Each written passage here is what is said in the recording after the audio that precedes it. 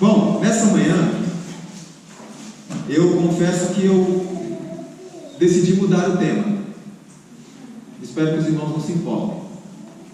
Nós íamos falar a respeito dos eventos finais, dar um resumo disso daí, mas eu acredito que alguém está vindo só hoje de manhã, não veio ontem? Algumas pessoas. Ok, mas você, seu esposo te conta depois tudo certo. Eu mudei a mensagem dessa manhã pelo seguinte.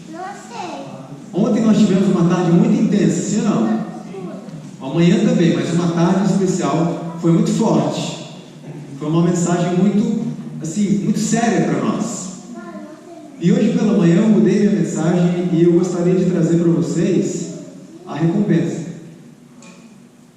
Porque quando Deus pede que a gente deixe algo, é porque Ele quer nos dar algo muito melhor. Só que tem um detalhe: não é para agora. Não é para agora. É para um futuro que nós vimos ontem, que não está tão distante mais.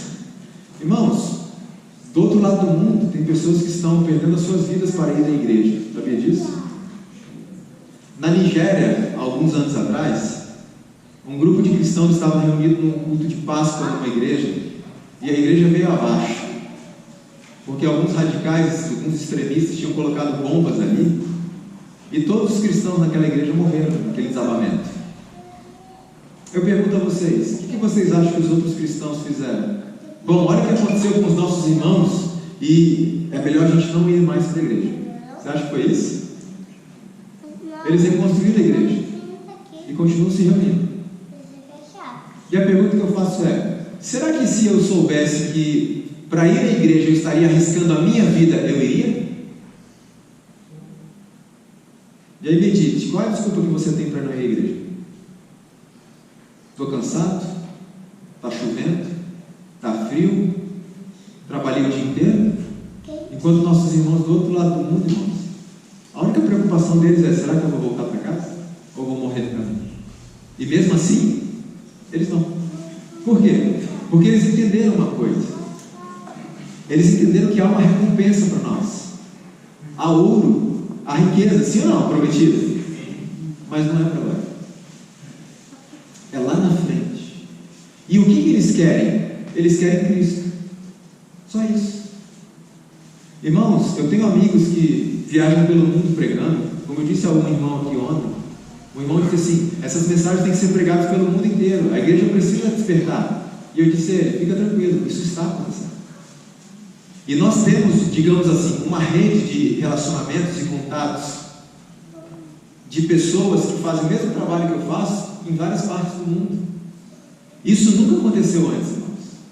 Nessas gerações atuais, nós nunca vimos uma quantidade tão grande de pregadores chamando a igreja a despertar como nesse tempo. Eu creio que Jesus está com pressa. Então, a gente conversa muito entre nós. E eu tenho amigos, uma amiga especial, que ela esteve na África há algum tempo. Os irmãos da África há algum tempo estão ali me convidando, pegando meu pé para a gente dar um pulinho lá. Mas, por conta do trabalho e algumas outras circunstâncias, eu ainda não consegui atender esse convite. Mas, quem sabe, ano que vem a gente está planejando algumas coisas lá. E ela diz assim: lá os irmãos vêm de longe, pessoas que vêm de 60, 70 quilômetros a pé, passam o dia inteiro andando. Você fecha, por exemplo, um estádio de futebol para 60 mil pessoas e o estádio está completamente lotado. E eu tenho um amigo que é africano e ele diz assim para mim, ele mora aqui no Brasil, ele falou: Leandro, você vai lá em Angola? Eu falei: provavelmente no ano que vem. E ele disse: então pode reestruturar todos os seus sermões. Eu falei: por quê? Ele falou: porque lá não existe sermão de 40 minutos. Você tem que pregar pelo menos umas 3, 4 horas. E eles querem mais.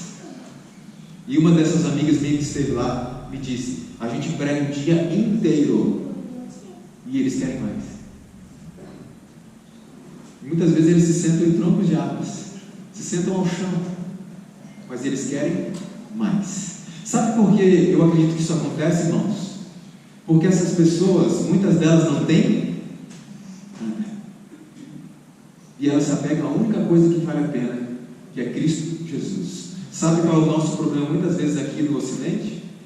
Nós temos tudo. Nós temos conforto, nós temos tudo. Esquecemos do que é principal. Então veja, essas pessoas entenderam que a vida é Cristo, e se tiver que morrer com Cristo, é lucro.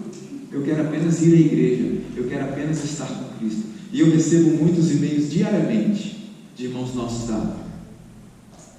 Tem problemas como nós, mas eu percebo que eles estão muito mais empenhados nessa batalha do que nós. Com um diferencial: eles não têm recursos, nós temos. Eu fico triste com isso, preocupado com isso. Mas enfim, por algum tempo eu pensei e me preocupei com algumas questões. E eu pensava assim: por que a gente se apega tanto às coisas desse mundo? Por quê? E eu cheguei a 3 conclusões. A primeira delas: porque nós somos impacientes. Está prometida uma recompensa final, mas não é agora, é lá para frente. E muitas pessoas não querem esperar o céu, elas querem viver o céu agora, no seguinte sentido: nós vamos receber ouro, riquezas, pedras preciosas e tudo mais, pelas casas, mansões, e as pessoas não querem o céu no céu, elas querem este céu agora, na terra. E é por isso que tantas igrejas por aí estão tão lotadas de pessoas buscando prosperidade material. Está prometido para nós prosperidade material, sim ou não? Mas não necessariamente agora. Cristo disse: no mundo tereis aflições, mas se anime, eu venci o mundo e você pode vencer também. E Cristo disse: eu vou ajudar. Então pessoas não querem, como eu vi certa vez um pastor evangélico dizendo, as pessoas não querem o ouro do céu no céu, as pessoas querem o ouro do céu agora, na terra. E somos impacientes, não queremos esperar, a gente quer agora. E o mundo oferece muito ouro, sim ou não? Então a gente quer agora. Quem tem para oferecer agora? É o mundo, Deus ainda não. Então a gente pega o mundo. É o que tem que oferecer para Jesus Cristo. A mesma coisa. A estratégia é sempre a mesma. Então eu quero agora. Segunda conclusão que eu cheguei: alcançar o céu é somente pela graça, sim ou não? Mas é de graça? Não. Primeiro que custou um sacrifício infinito. O Deus Todo-Poderoso entregou a sua vida por nós. Não é agora. Alcançar o céu exige renúncia, sacrifício, perseverança, um caminho árduo, difícil, estreito. Jesus foi quem disse isso. E muitas pessoas não estão dispostas a isso. Dá muito trabalho, sim ou não? As pessoas não estão dispostas. E em vez de viver a mordomia cristã, preferem viver na mordomia cristã. Apesar de que não existe mordomia nesse sentido para o verdadeiro cristão. A irmã White diz que não existe descanso um segundo para o verdadeiro cristão deste lado da eternidade. A batalha é contínua até a volta de Jesus. Terceira conclusão que eu cheguei: por que a gente se apega tanto às coisas desse mundo? Porque muitas vezes não conhecemos nada melhor do que isso. É interessante que Ellen White teve muitas visões do céu, e eu vou compartilhar com vocês muitas delas hoje. Ela viu muitas coisas, e em uma dessas visões, quando a visão terminou, ela ficou triste, e ela escreveu as seguintes palavras no livro Primeiros Escritos, página 18: depois que eu voltei da visão, todas as coisas pareciam mudadas, uma tristeza se espalhava sobre tudo que eu contemplava. Oh, quão escuro me pareceu esse mundo! Eu chorei quando me encontrei aqui e senti saudades. E ela conclui dizendo assim: eu tinha visto um mundo melhor, por isso o atual perdeu o seu valor. Então muitas vezes nos apegamos a este mundo porque não conhecemos nada melhor do que isso. A única forma de conhecer algo melhor do que isso é pelo estudo da Bíblia, a oração, gastar tempo com Deus, e a gente vai conhecer esse pedacinho da eternidade sendo vivido aqui na terra, na companhia de Jesus. E quando a gente tem essa visão do mundo melhor, esse mundo para a gente vai perder a graça. Irmãos, eu morei 14 anos aqui em São Paulo, ali no Capão Redondo, não sei quantos conhecem lá. E em alguns momentos, quando eu tirava férias do trabalho, eu ia para a minha cidade, lá em Vila Velha, no Espírito Santo. pertinho da praia. Lá nós temos praia, montanha, sítios, tudo muito perto, tudo de graça.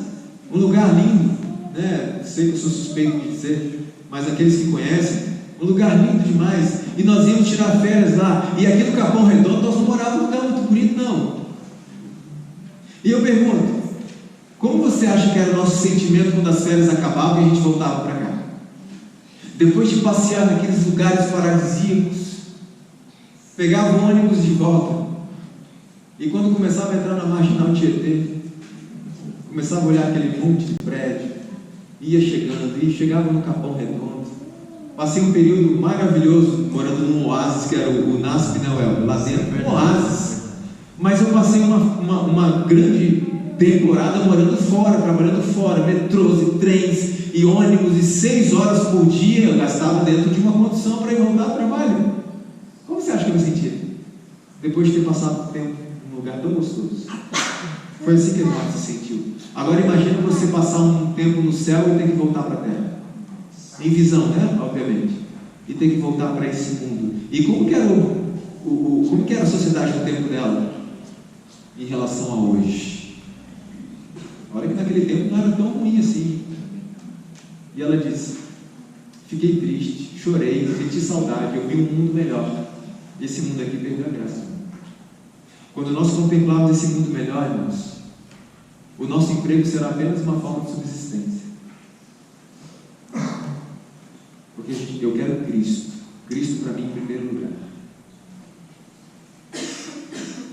Então eu quero mostrar para vocês um pouco dessas coisas. Um pouco desse mundo melhor.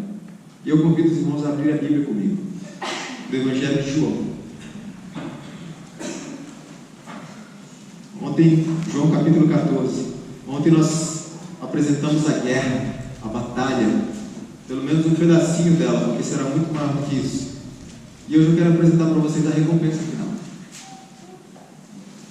O que nos espera lá na frente.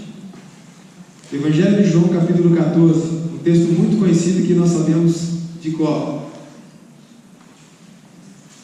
Todos nós passamos por provas. Jesus foi honesto conosco e disse: vocês vão passar por provas, tenho certeza disso. Mas fiquem tranquilos, eu vou ajudar vocês a passar por isso. E muito em breve a aprovação desta vida terá um fim, para sempre. Muito em breve. Então eu repito o que eu falei ontem várias vezes: não desiste não. João 14, a partir do verso 1 diz assim: não se turbe o vosso coração. Credes em Deus, crede também em mim. Na casa de meu pai há muitas moradas. Se assim não fora, eu vou teria dito, pois vou preparar-vos lugar.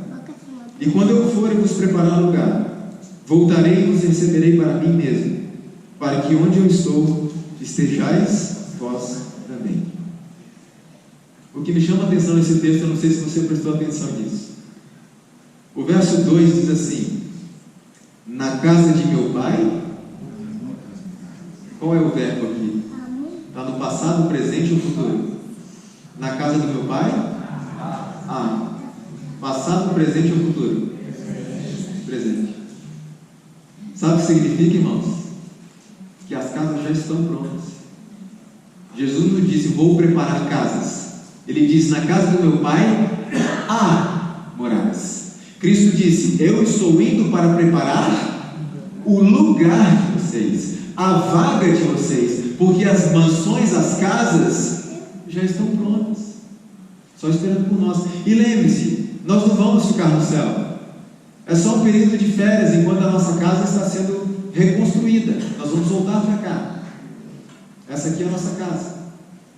Então isso já está pronto. Cristo já preparou todas as coisas para nós, está apenas trabalhando pela nossa vaga, para que possamos conseguir o título para entrar lá. Ele já, aliás, já concedeu isso para nós. Nós não precisamos ganhar a salvação, nós só podemos perdê-la. Mas a salvação já foi dada a todas as pessoas, mas alguns a perdem. E eu repito, não perde não desiste não. Então eu pergunto: o que nós vamos encontrar lá no céu? Vamos dar uma olhadinha no livro de Apocalipse, capítulo 21. No livro do Apocalipse apresenta algumas coisinhas assim muito pequenas, um vislumbre bem pequeno daquilo que vamos encontrar no céu. Apocalipse 21, capítulo 7. Fala a respeito de um grupo de pessoas que vai herdar todas essas coisas. Apocalipse 21, verso 7 diz assim: quem está falando de quem? Quais são as primeiras palavras aí? Quem vencer, o vencedor, herdará todas essas coisas. E eu lhe serei Deus, e ele me será filho.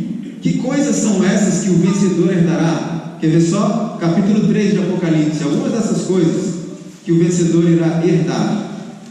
E você vai ver como vai valer a pena. Capítulo 3, verso 5 diz assim: o vencedor será assim vestido de vestiduras brancas, e de modo nenhum apagarei o seu nome do livro da vida. Pelo contrário, confessarei seu nome diante de meu Pai e diante dos seus anjos.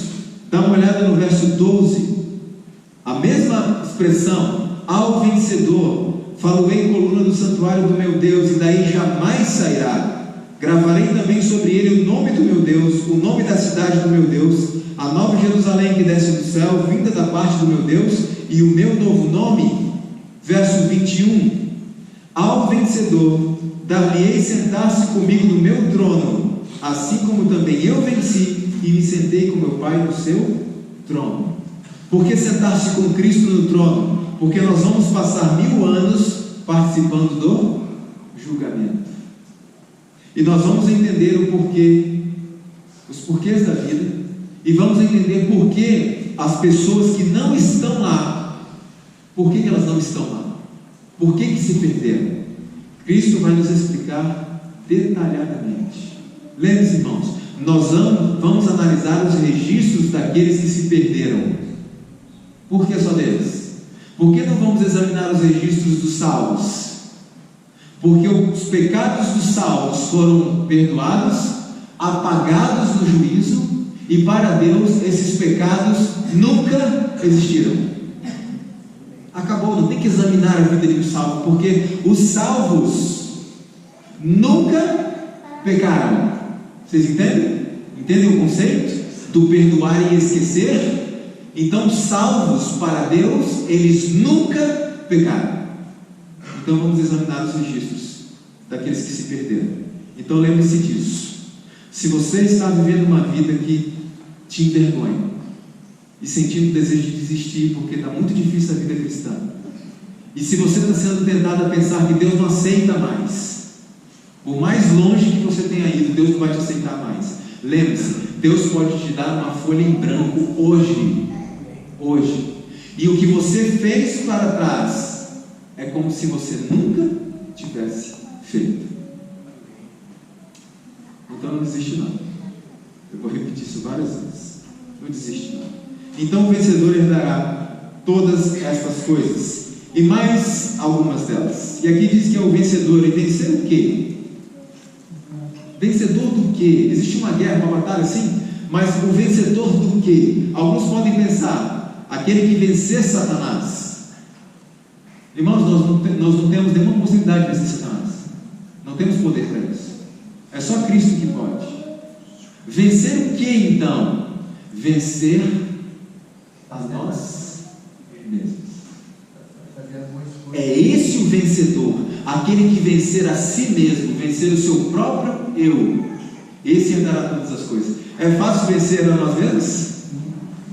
É uma batalha diária, e todos nós, eu também, todos nós vivemos essa batalha dia após dia, vencer a nós mesmos, principalmente dentro do contexto de Gálatas 5:22, frutos do Espírito. Depois você dá uma lidinha lá, e você vai ver por que o caminho é tão estreito e tão difícil, mas há poder para vencermos. Bom, nós vamos começar aqui a nossa viagem.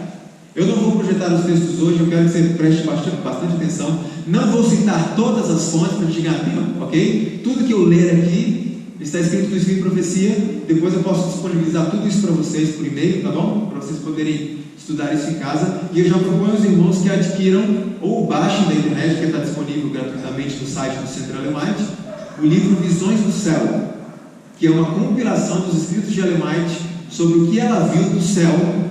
E você vai começar a se ambientar com esse lugar. E quando você começa a estudar isso, irmãos, o mundo perde totalmente a graça, perde o sentido.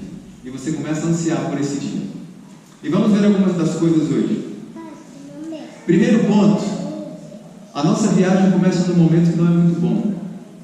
O momento, a meia-noite da história da humanidade, o momento mais escuro do povo de Deus, que a Bíblia chama de tempo de angústia de Jacó. Um tempo de angústia, conforme Daniel 12, verso 1, que nunca houve. Uma angústia tremenda que ninguém nunca viveu nessa terra. É o que nós passaremos. E quando eu usar nós em tudo isso que vamos ver, é porque essa é a minha esperança, que nós estejamos participando disso aqui, ok? Então vamos batalhar por isso, porque a vitória está garantida em Cristo. Lugar, um momento difícil. Os ímpios estão nos perseguindo para nos matar. Estamos angustiados, querendo de Deus a certeza do nosso pecado.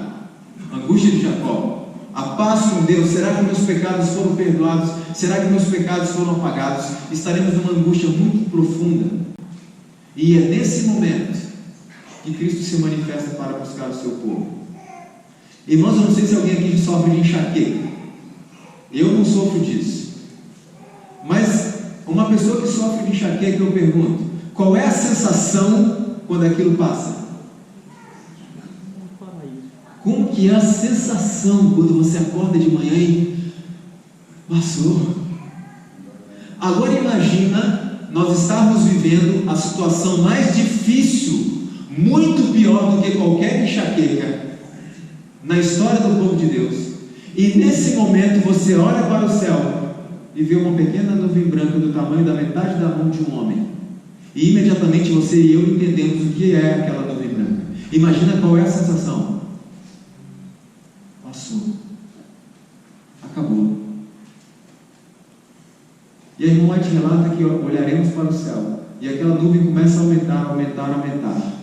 E de repente a gente percebe que não é uma mera nuvem, mas são milhares e milhares, milhões de anjos, com Cristo ao centro, como ela escreve, vindo como um grande vencedor. Irmãos, a gente vê algumas imagens que eu acho muito bonito, de Cristo rodeado de anjos, certo? E os salvos de braços abertos para recebê-lo. Só lembre-se que eles não estarão daquele jeito como estão nas imagens, né? De terno, gravata, todos arrumadinhos, bonitinhos. Não vai ser daquele jeito, será um momento terrível para nós. Mas não vai ser exatamente daquele jeito. Eu imagino que nós olharemos para o céu e não teremos um círculo de anjos com Cristo no meio. Eu imagino que haverão anjos de horizonte a horizonte, o céu completamente tomado de anjos, porque a Bíblia diz que Cristo virá com quantos? Todos eles. Então imagina o céu, anjos para todo lado, e eles estão vindo nos resgatar daquele pior momento da nossa vida. Imagina a sensação de alívio. E a irmã White relata então que nós começaremos a subir. Antes, porém, uma voz é ouvida chamando os mortos a ressuscitarem, os mortos em Cristo. Haverá uma ressurreição especial, uma ressurreição anterior à ressurreição de todos os santos, que é a ressurreição daqueles que morreram na fé da mensagem do terceiro anjo. Serão ressuscitados um pouco antes para verem Jesus aparecer nas nuvens do céu. E muitas pessoas participaram disso. Na ressurreição especial também estarão Pilatos, os soldados que mataram a Cristo, aqueles que não se converteram, porque houve conversões ali também, porque eles serão ressuscitados antes para ver Cristo aparecendo nas nuvens dos céus, agora não mais como simples carpinteiro de Nazaré, agora ele vem como rei. E irmãos, precisamos tomar cuidado com uma coisa: os judeus rejeitaram a Cristo por quê? Primeiro, porque não estudavam profecias. E o que eles fizeram? Foram perguntar para aqueles que diziam que estudavam profecias: é o Messias? E o que os líderes disseram? Não. Então eles acreditaram. Segundo ponto, porque eles inverteram as profecias. A profecia dizia que Cristo viria como um servo, viria para viver uma vida simples, para morrer pelo pecador. E eles acreditavam, ou queriam acreditar, que Cristo viria como um rei. E nós vimos alguma coisa na lição de escola sabatina. E neste tempo agora, muitas pessoas estão fazendo a mesma coisa, invertendo as profecias.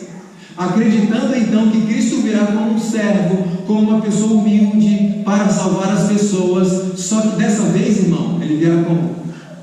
Agora ele vem como rei. Porque, como eu disse, Jesus não vai vir salvar ninguém, ele vai buscar os que já foram salvos.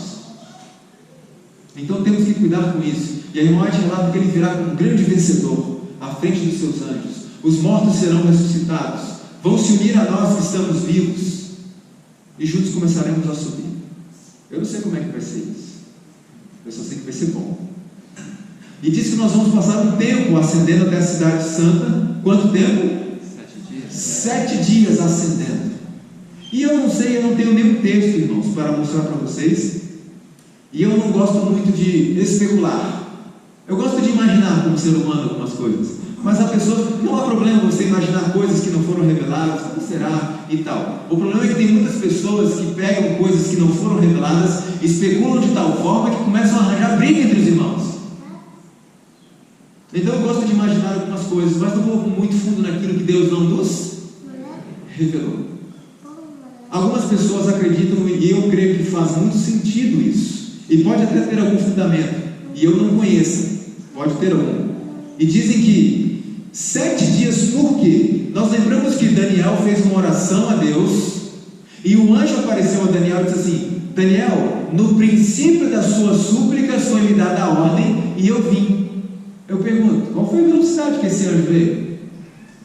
Se nós hoje sabemos, né, que daqui até o Sol, daqui até outros planetas, quantos anos na velocidade da luz levamos para chegar lá? A velocidade que esse anjo veio do céu até aqui, quando você começou a orar, Daniel, Deus me deu a ordem, você nem terminou a oração, eu já estava aqui. E eu ficava pensando, uma velocidade surpreendente, por que 7 dias subindo? E algumas pessoas creem, e eu acredito que faz sentido.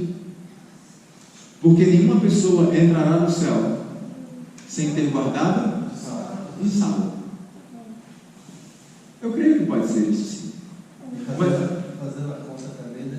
Dada os anos proféticos, da meia hora de silêncio. É possível. Apesar de que eu tenho um pouco de receio em relação a esse aspecto, porque irmão White escreveu que depois de 1844 não haveria mais profecia de contagem de tempo, dia, ano.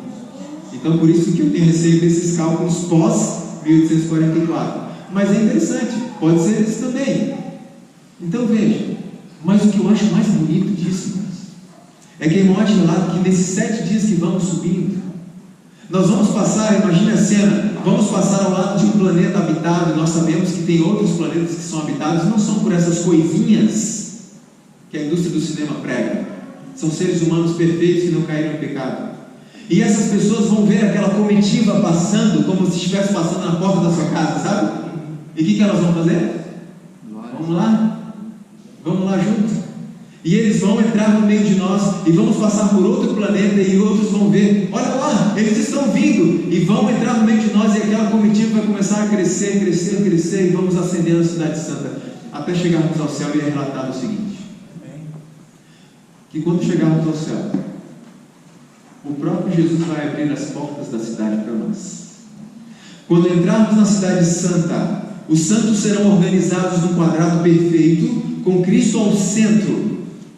Nesse momento, os anjos vêm, se aproximam de nós com coroas nas mãos, e Cristo manda: para. Por quê? Cristo diz: coloque as coroas aí. Por quê, irmãos?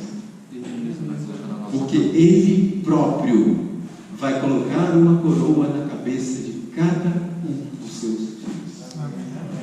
Ele em Jesus, o Deus Todo-Poderoso que deu a vida por pecadores como nós. Irmãos, nós seremos coroados pelo próprio Senhor da glória. Só que eu costumo pensar, não está escrito, parte está escrito, o resto é pensamento meu, que haverá, entre aspas, haverá uma briga ali. Por quê? Porque a irmã relata que nós vamos então tirar as coroas da nossa cabeça e jogar aos pés de Jesus. Por quê?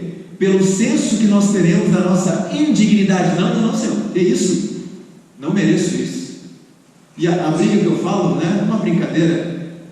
Põe de volta. Não, Senhor. Toma, filho. Não, Senhor. O fato é que nós não merecemos isso. E nós saberemos isso. E agradeceremos a Cristo por toda a eternidade. Por isso que eu falo, irmãos, quando Cristo pede algumas coisas para a gente aqui, por que é tão difícil para nós fazer? O sacrifício dele foi muito maior. E a recompensa prometida, por que é tão difícil para nós? Então o irmão White relata o seguinte: enquanto estamos ali, naquele momento, surge um homem. No meio da multidão, ele começa a caminhar em direção a Jesus. E é fácil de ver aquele homem, porque ele tem mais de 4 metros de altura. Ele se destaca no meio de todos. Seu nome? Adão. E Adão contempla a raça humana degenerada, o fruto do seu pecado.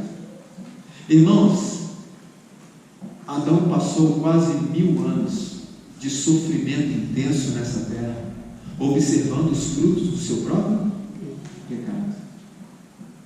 E a serva do Senhor relata, porque Adão ele era um pregador, ele passava para os seus filhos tudo aquilo que tinha acontecido, o Messias prometido para resgatar o ser humano, tudo, mas ele teve que por quase 1000 anos suportar dedos no seu rosto que diziam: isso é culpa sua, isso é culpa sua e de sua esposa. Foi um sofrimento, não foi para ele? Por quase 1000 anos tendo que ouvir isso. Mas neste momento, Adão começa a caminhar na direção de Cristo, e Cristo vem na direção de Adão, e você e ele estão ali, só olhando. O que vai acontecer? De repente, ao se aproximar de Jesus, Adão tem o reflexo de se jogar ao peito de Cristo e dar um abraço nele. Imagina, irmãos, depois desses quase 1000 anos sofrendo nessa terra, vocês sabem que a morte é como um piscar de olhos. Imagina o reencontro de Adão com Cristo. Só que diz a serva do Senhor que quando ele chega perto de Cristo e vai dar um abraço nele, ele vê uma coisa que ele não tinha visto antes. Mas ele entende o que é aquilo. O que ele vê? E a Moade diz que Adão não se joga aos braços de Cristo, ele se atira aos seus pés. E diz então que Cristo se abaixa, abraça Adão, o levanta e o conduz para dentro da cidade santa, o conduz até a árvore da vida, arranca um fruto e entrega para Adão. Irmãos, eu quero ver essa cena. Eu quero ver essa cena. Não tem filme de Hollywood que compense e que seja melhor do que ver uma cena dessa. Não tem partida de futebol, de Copa do Mundo, seja o que for, que seja melhor do que isso. E quando nós nos alimentamos disso, estas coisas deste mundo vão perdendo o sentido, vão perdendo o valor. Então estamos ali. A irmã Mate ainda relata que amigos que a morte havia separado são novamente reunidos para nunca mais se separarem. E eu esqueci um ponto interessante da volta de Cristo, porque ela descreve o aspecto de Cristo. Ela diz assim, que um arco-íris estava sobre a nuvem que acompanhava Cristo. Ao redor se achava 10 milhares de anjos entoando um cântico agradabilíssimo. E sobre a nuvem estava sentado o Filho do Homem. Veja como ela descreve a Cristo. Os seus cabelos são brancos e anelados, e caíram-lhe dos ombros. Sobre a sua cabeça tinha muitas coroas. Seus pés, aparência de fogo. Na sua mão direita uma foice aguda e na esquerda uma trombeta de prata, e os seus olhos eram como chamas de fogo. Eu quero ver isso. Então ela vem relatando que nós subimos 7 dias à cidade santa, o encontro então de Adão com Cristo, e ela relata o seguinte sobre esse momento: é impossível descrever a reação de alegria de Adão ao ele contemplar de novo o paraíso, o jardim do Éden, aquele que foi seu lar feliz e do que estivera separado por tanto tempo. Ela diz: é impossível descrever a alegria de Adão. Eu imagino que Adão vai ficar como um menino, uma criança, de tanta alegria de estar ali novamente. Algumas das coisas que nós encontraremos no céu, algumas belezas. Vi uma mesa de prata. Ela tinha muitos quilômetros de comprimento, essa mesa de prata. Contudo, os nossos olhares podiam alcançá-la inteira. Meus irmãos dos óculos, das lentes de contato, das cirurgias corretivas e etc. A minha esposa tem ceratocone, não enxerga muito bem em algumas distâncias. Os óculos vão ficar aqui. Nós não precisamos mais deles no céu. Uma mesa de muitos quilômetros. Você consegue imaginar isso? Eu não consigo. Muitos quilômetros. E a Vânia vai estar lá na outra ponta e eu vou conseguir vê-la normalmente. Dá para imaginar? Eu disse, vale a pena. Olha o que mais. Na árvore da vida havia um belíssimo fruto. Na cidade havia um glorioso trono, do qual provinha um rio puro de água da vida, claro como cristal. Em cada lado desse rio estava a árvore da vida. Como assim? Quantas árvores são? Uma ou duas? Aí Moate relatou: de cada lado desse rio estava a árvore da vida. Então são duas? Não. A árvore da vida é uma só, com dois troncos que se encontram em cima. Olha que coisa interessante. A Moate teve o privilégio de ver isso, e eu quero ver isso. Ela relata mais. Aliás, qual será o gosto do fruto da árvore da vida? Uma coisa eu sei: nada do que a gente já tenha provado nessa terra. Isso pode ter certeza. Ela diz mais: vi outro campo repleto de todas as espécies de flores, e quando as apanhei, eu exclamei: elas nunca murcharam.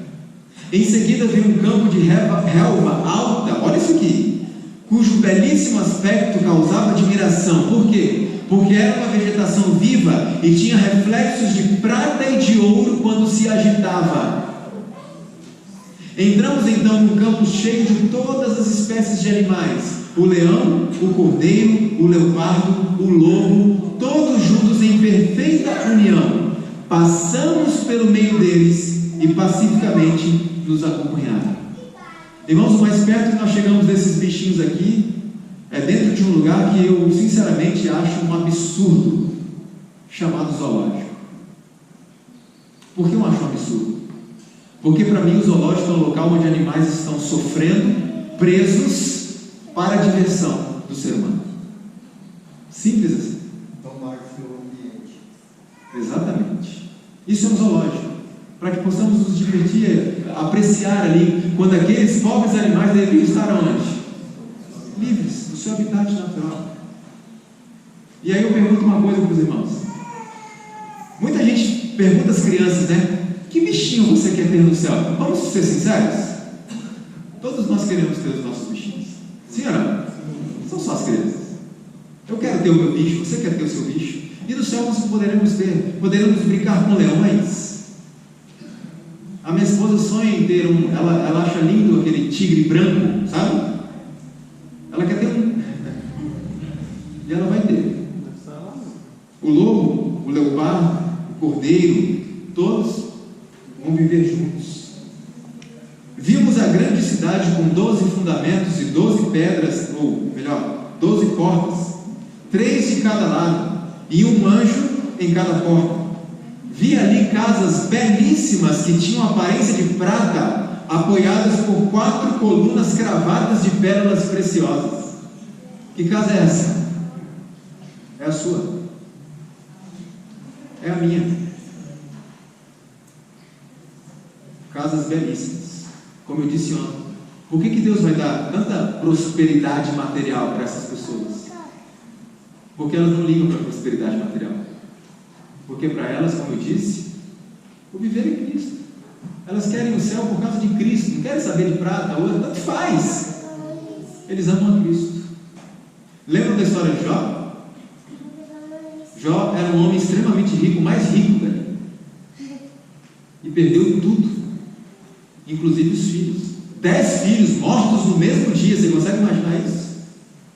E a Bíblia diz que quando Jó passou por essa situação, venceu essa prova, não blasfemou de Deus, manteve-se fiel a Deus, Deus fez o quê? Tudo?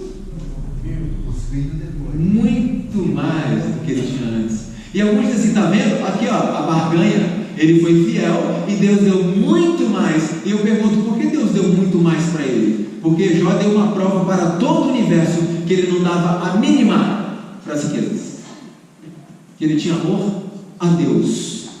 Por isso que Deus podia dar riqueza à vontade para ele. Ele não ligava para isso.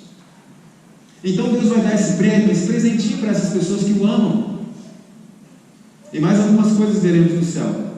Irmãos, a irmã White relata que quando Adão e Eva pecaram, foram expulsos do jardim, mas o jardim do Éden permaneceu na terra por muito tempo ainda. Ela disse que Adão levava os seus filhos até a porta do jardim, onde estavam aqueles anjos, e na porta do jardim a glória de Deus se manifestava, e Adão levava os seus filhos para adorarem a Deus ali. Mas aí a irmã White relata o seguinte, que quando a maldade do ser humano cresceu de uma forma tão intensa que foi necessário trazer um dilúvio para destruir a terra, a mão que plantara o Éden o retirou da terra. Só que tem um detalhe.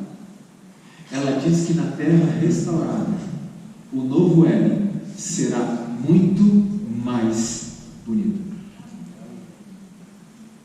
Eu não consigo nem imaginar o que vai ser isso. E isso é só um pouco da recompensa que nós teremos quando esse dia chegar. Ela diz assim, são essas as palavras: o novo Éden será restabelecido, mais gloriosamente adornado do que no princípio. O que nós vamos fazer no céu? O céu vai ser um lugar de intensa atividade. Algumas pessoas dizem, o céu vai ser chato, esse negócio de ficar sentado numa nuvem, tocando harpa a eternidade inteira. Quem disse que o céu vai ser assim? Então fica uma lição para nós aqui. No livro Visões do Céu, página 65, a irmã diz assim, os que aguardam um céu de inatividade, de ociosidade, ficarão decepcionados. Isso significa o seguinte: aquele que não gosta do trabalho, vou reformular a frase para ficar melhor, aquele que não gosta de trabalhar, será feliz no céu? Não. E se o Espírito Santo não for permitido ao Espírito Santo a transformação do caráter, não estará lá, porque não será feliz. Lembre-se, irmãos, tem pessoas que trabalham em algo que não gostam. Isso é normal. Nós temos preferências. Mas eu não estou me referindo a alguém que não gosta do trabalho que faz. Eu estou falando de alguém que não gosta de trabalhar. É diferente. Preguiçosos, ociosos, não estarão lá. Porque Deus está tirando? Não, porque não serão felizes. E Deus é amor. Não quero uma pessoa infeliz por toda a eternidade. A irmã escreveu o seguinte: sabe as casas que eu relatei aqui? Ela diz que nessas casas, ela viu prateleiras de ouro nessas casas, e essas prateleiras serviam para que os santos tirassem suas coroas, colocassem ali e saíssem da casa para ir lidar com a terra. Nós vamos trabalhar no céu. Só tem uma diferença do trabalho nessa terra: não nos vai fazer cansar. Nem trabalhar para os outros. A palavra de Deus deixa claro que nós plantaremos não para outros colherem, nós construiremos não para outros viverem, trabalharemos para nós mesmos e serviremos por toda a eternidade ao nosso Senhor. Amém. E nós vamos ali lidar com a terra, vamos trabalhar com a terra. O que mais? No céu nós vamos estudar bastante também. Isso quer dizer que aqueles que não gostam de estudar não serão felizes lá. A morte lá que nós vamos estudar. Sabe aquilo que nós hoje dependemos da astronomia, por exemplo? Nós vamos poder estudar isso pessoalmente. Nós vamos poder visitar os planetas. A serva do Senhor relata que nós vamos alçar voo. Nós vamos voar no céu. Quem é que já sonhou voando? É um dos melhores sonhos para mim. Que você consegue voar, você sai voando pela cidade aí. Irmãos, no céu nós vamos voar, nós vamos poder visitar estes planetas pessoalmente, estudar as obras de Deus de uma forma bem minuciosa, com uma mente transformada, glorificada. Nós vamos estudar. Nós vamos ter todos os sábados a classe da escola sabatina, mas vamos ter um professor muito especial. Eu costumo dizer que esse livro aqui é muito importante para nós. Mas mesmo este livro aqui vai ser destruído, sim ou não? Não vamos precisar dele no céu. a gente vai estar vivendo com o autor dele. A oração é de suma importância para a nossa vida. Moate diz que não estamos seguros nem um minuto sem oração. Mas vamos precisar de oração no céu? Não. Vamos conversar com Cristo face a face. Ele vai passar a lição da escola sabatina para nós. Vamos aprender muitas coisas, muitas coisas. Só tem uma coisa que em toda a eternidade nós não vamos entender plenamente: o amor de Jesus, a redenção do ser humano. Nós não vamos entender isso plenamente nunca. Isso vai preencher toda a eternidade. Em estudos, por toda a eternidade estará preenchida estudando o amor de Cristo no plano da redenção. Não dá para entender isso. Tudo isso. E eu repito a pergunta: é tão difícil para a gente fazer algumas coisas que Deus pede? É tão difícil para a gente. O que mais que nós vamos encontrar lá? Agora, existem muitas outras coisas, mas algumas coisas nós não vamos encontrar no céu. A Moate relata o seguinte: a dor não existirá na atmosfera do céu. Ali não haverá mais lágrimas, não haverá mais funerais, não haverá mais nenhuma manifestação de pesar, nenhuma tristeza mais. Irmãos, a Bíblia relata que Cristo enxugará dos nossos olhos toda lágrima. E a pergunta que eu faço é: quando? Por que eu faço essa pergunta? Porque nós vamos passar 1000 anos investigando, examinando os livros.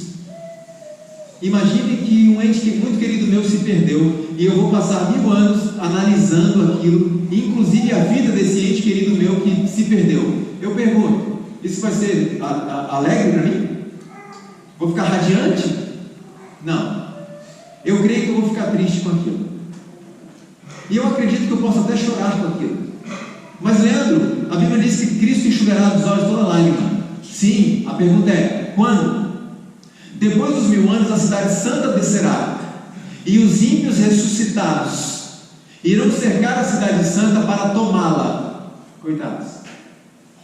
Então virá fogo do céu e os consumirá. E eu pergunto: pode ser que ali no meio daquelas pessoas está o meu pai, o meu irmão, o meu filho? Vai ser gostoso para mim? Prazeroso ver aquilo? Não, eu creio que eu vou chorar. Porque a palavra de Deus relata em Apocalipse o seguinte: vem a volta de Cristo, em seguida o milênio, depois do milênio a cidade santa desce, os ímpios cercam a cidade, então eles são destruídos juntamente com Satanás. Aí vem o texto que fala assim: então enxugará dos olhos toda lágrima. E quando diz então, significa o quê? Depois dele. O que eu entendo disso, irmãos? Quando o conflito terminar finalmente, quando a morte de Satanás for jogada do lado de fogo, acabou. Filhos, está tudo explicado? Sim, Senhor. Está tudo esclarecido para vocês? Sim, Senhor. Então agora não tem mais nada. Chega de tristeza. É assim que eu creio. Quando lê os livros ali, estudar os livros, porque até Satanás vai achar que Deus tem razão, vai saber que tem razão. E conhecer. Quando lê todos os livros aqui, investigar, aqueles que vão ser construídos, Deus tinha razão. Todos vão reconhecer isso. Inclusive o próprio Satanás vai se curvar diante de Deus e dizer: justos e verdadeiros são os teus juízos. Então, irmãos, acabou. Não precisa mais de tristeza. A morte foi destruída, Satanás destruído, a raiz, e os ímpios, os ramos, destruídos juntos. Então o Senhor vê que ele consome depois da investigação.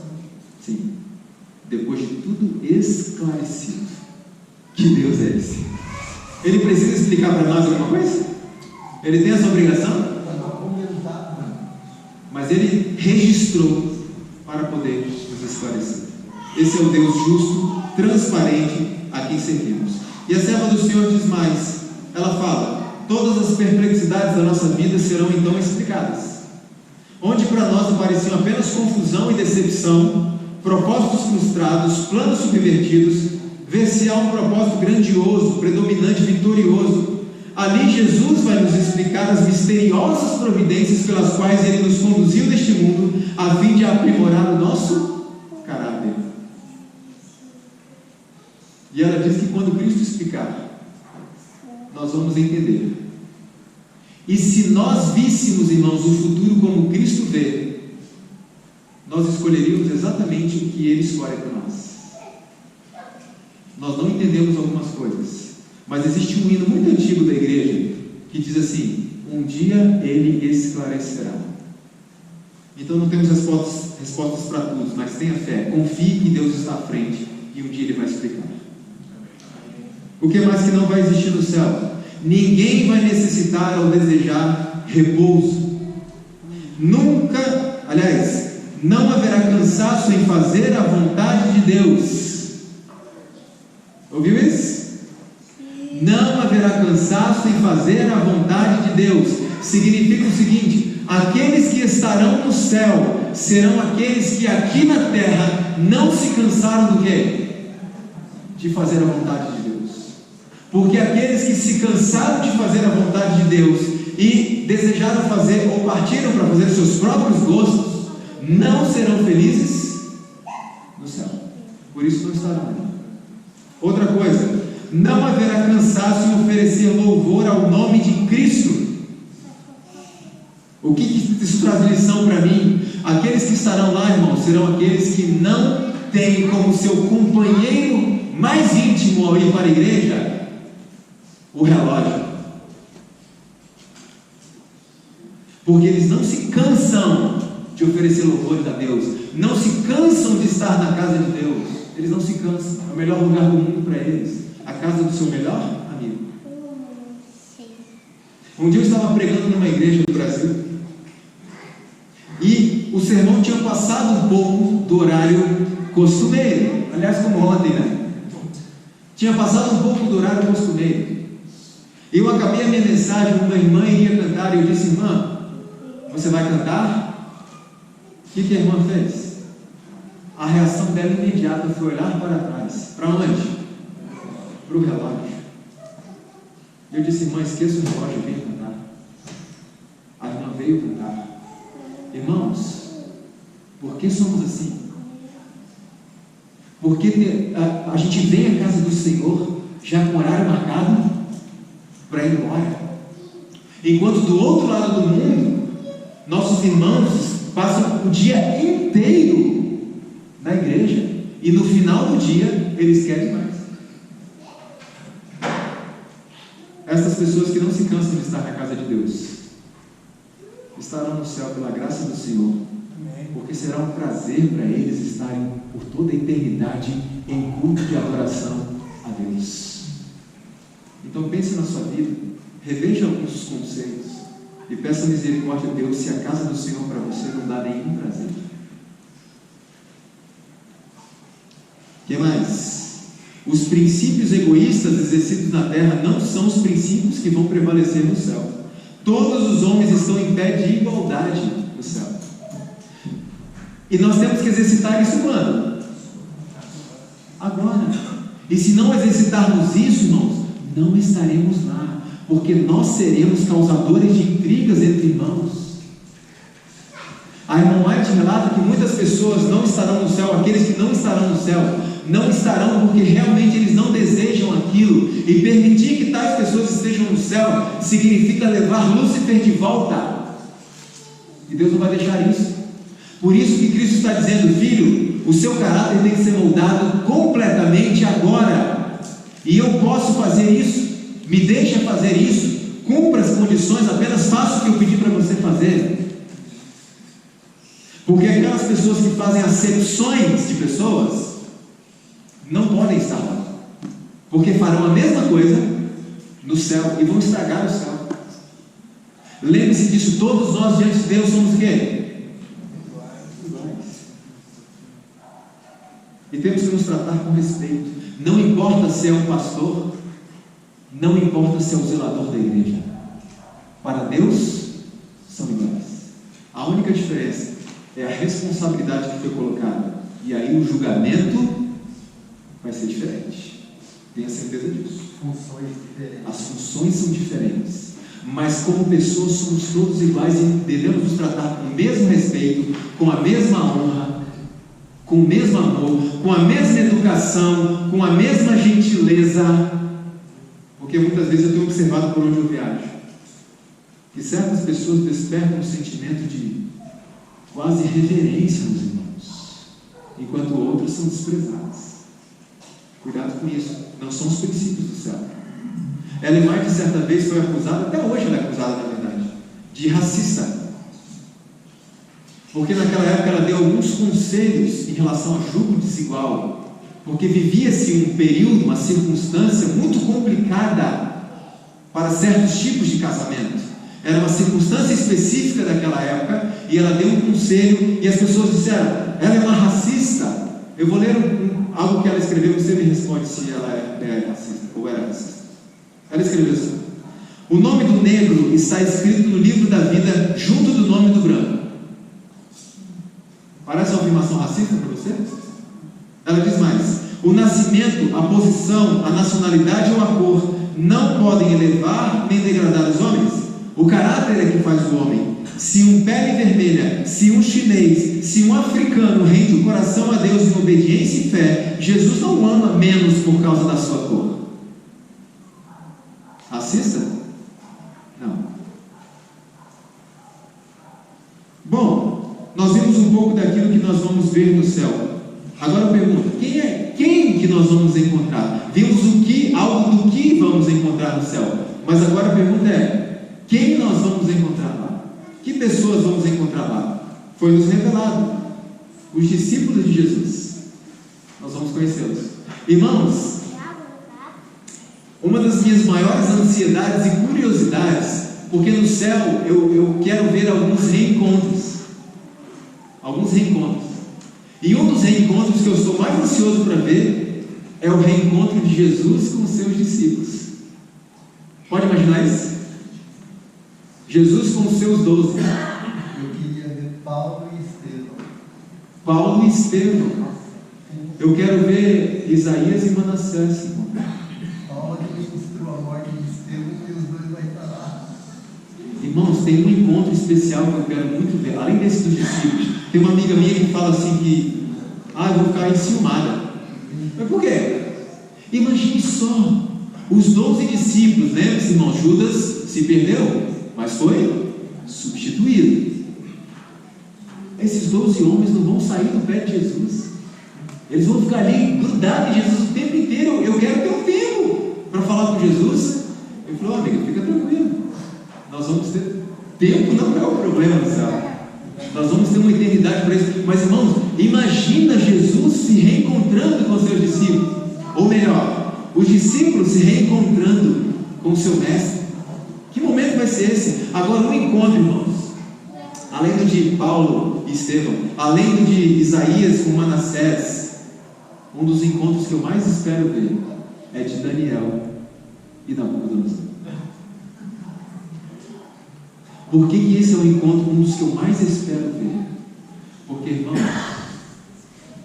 Daniel foi tirado da sua terra, seu povo foi levado como escravo, porque se afastou de Deus, em essência foi isso. Mas eu posso imaginar o seguinte: você sabia que Deus pode ter permitido naquele momento que o povo fosse levado para a Babilônia, além do povo ter se afastado de Deus, só para alcançar Nabucodonosor? Você acredita que pode ter essa possibilidade só para isso? E eu imagino o encontro daqueles dois no céu, irmãos, porque Nabucodonosor vai estar no céu. Então lembre-se de uma coisa: cuidado com essa frase, esse pensamento de que ele não tem jeito mais não. Aquele irmão lá não tem jeito mais não. Aquele jovem não tem jeito mais não. Nabucodonosor foi assassino, blasfemo, estará no céu. Não porque era um assassino e blasfemo, mas porque permitiu a transformação. E o último relato dele na Bíblia qual é? Fazendo uma oração enaltecendo Deus Todo-Poderoso de Daniel. E eu quero ver eles se encontrando. Eu imagino lá para o nosso chega para Daniel: Daniel, vem cá. E dando aquele abraço em Daniel e dizendo: Daniel, muito obrigado. Abraçando aqueles 3 meninos: Misael, Ananias, e dizendo assim: obrigado, meninos. Essa que o senhor está falando é uma lição para nós, porque a gente sempre lembra do nome enfeitado. Sabe, com Mesaque e Abednego. O nome que ele tem. O melhor é lembrar sempre. Mas tem as mulheres também, né? Muitos. Eu imagino Nabucodonosor falando assim: obrigado, meninos, porque naquele dia, se vocês tivessem se prostrado diante daquela estátua que eu fiz, talvez eu não estivesse aqui hoje. Irmãos, quantas pessoas vão perder a salvação, obviamente por uma decisão própria, mas que poderiam ter sido salvos se nós tivéssemos exercido uma influência correta? Quantas pessoas poderiam ter sido salvas se nós, adventistas do 7º dia, vivêssemos como adventistas do 7º dia, que se recusam a desobedecer a Deus, ainda que seja diante da morte? E eu quero ver esse abraço. Eu quero ver aqueles 4 juntos ali, conversando. Sim, conversando. Irmãos, vai ser algo extraordinário. A irmã citou muito bem: a Bíblia não relata tantos, mas existem muitas mulheres. A Bíblia teve muitas profetisas também. Eu quero conhecer a Esther, Ruth. Eu quero conhecer essas pessoas. Quem mais estará lá no céu? Maria estará. Hã? Que o Adão vai também. Eu vou estar lá do ladinho dele, com certeza. Estarão ali juntinhos por toda a eternidade. Aliás, vamos voltar a falar algo sobre isso mais para o final. Quem mais que vai estar lá? A irmã White relata que Abel vai estar lá. Caim não, mas Abel vai estar lá. Abraão estará lá também. Eu quero conhecer Abraão, preciso conversar umas coisas com ele. Quem mais estará lá? Isaac, Jacó, Noé, Daniel e muitos outros como eles. Irmãos, eu acredito que quando a Bíblia diz que nós não vamos mais nos lembrar, eu acredito ser uma força de expressão, e eu gosto de usar como analogia uma cicatriz. É algo que você vê, é algo que você lembra que aconteceu, mas já não dói mais. Eu creio que a Bíblia se refere a isso. Por que eu digo isso? Nós vamos conversar com esses heróis da fé. A irmã White diz que nós vamos conversar com o nosso anjo, vamos recordar momentos da nossa vida em que ele nos salvou e a gente nem percebeu. Por que eu creio nisso? Que nós vamos lembrar, sim, racionalmente, do que aconteceu, mas isso não dói mais, para a gente já não faz mais diferença nenhuma. Por que eu creio nisso? Primeiro, porque apagar da nossa memória a história do pecado é o risco de que ele volte. A irmã White diz que a cruz de Cristo é a única esperança e certeza de que o pecado não vai se levantar de novo. E por toda a eternidade nós vamos ver o que nas mãos dos pés de Cristo? As marcas. E essas marcas vão brilhar diante de nós por toda a eternidade, dizendo: não vale a pena. Por isso que a irmã escreveu que é a cruz de Cristo que é a garantia de que o pecado não vai se levantar de novo. Porque, irmãos, o pecado sempre é escolha. Ninguém é obrigado a pecar. Mas o ambiente, sim, Lúcifer estava num ambiente corrompido? Não, mas pecou, porque pecado é escolha, sempre. Agora a nossa natureza nos empurra para isso, torna as coisas muito mais difíceis, sim ou não? Mas o fim é escolha.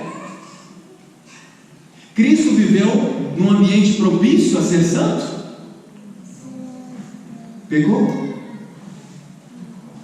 E esse mesmo caráter ele oferece de presente para nós, porque nós não tem como, mas ele oferece isso para nós. Ele pode vencer o pecado na nossa vida, ou será que não? Será que ele não tem poder para isso? Ele tem, ele pode fazer isso. Então veja,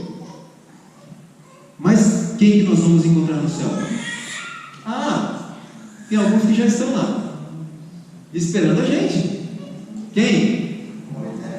Moisés e mais?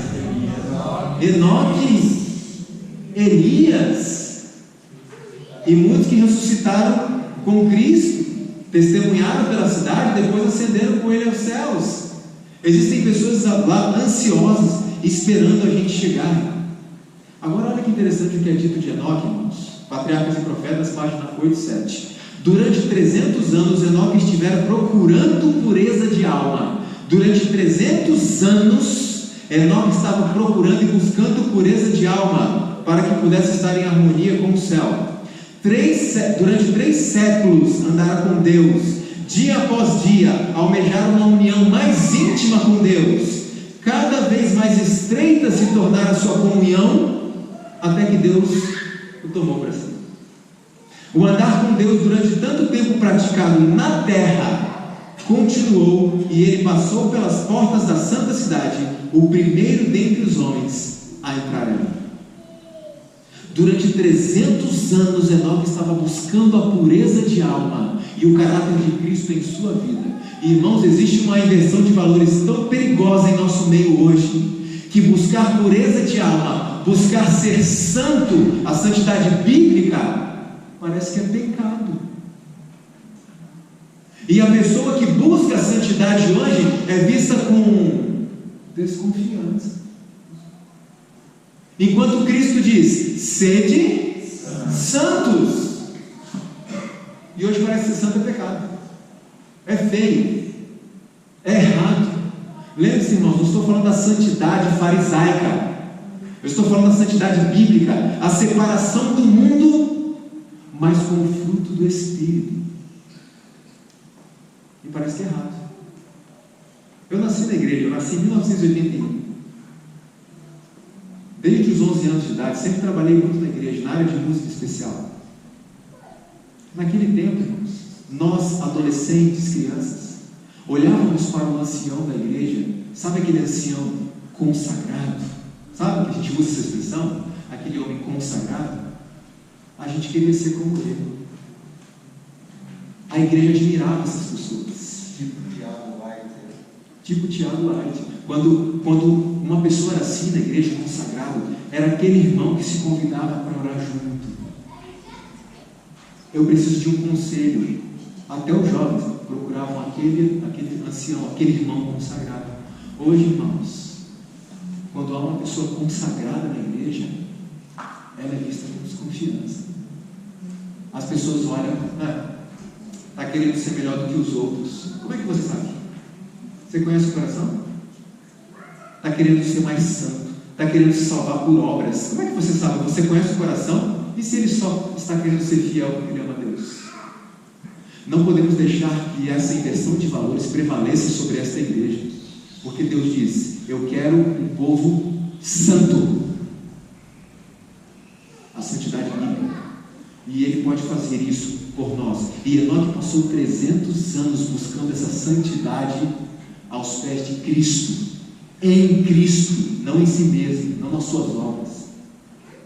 E, irmãos, Enoque alcançou uma intimidade tão grande com o Senhor, uma submissão tão grande com o Senhor, que Deus disse, seu lugar não é aí, vem viver aqui comigo. E Enoque foi tomado e foi levado aos céus. A irmã White diz uma coisa, irmãos, que é muito, muito, muito forte. Ela diz assim, e existem Enoques no nosso meio hoje. Sabe qual é o nosso problema?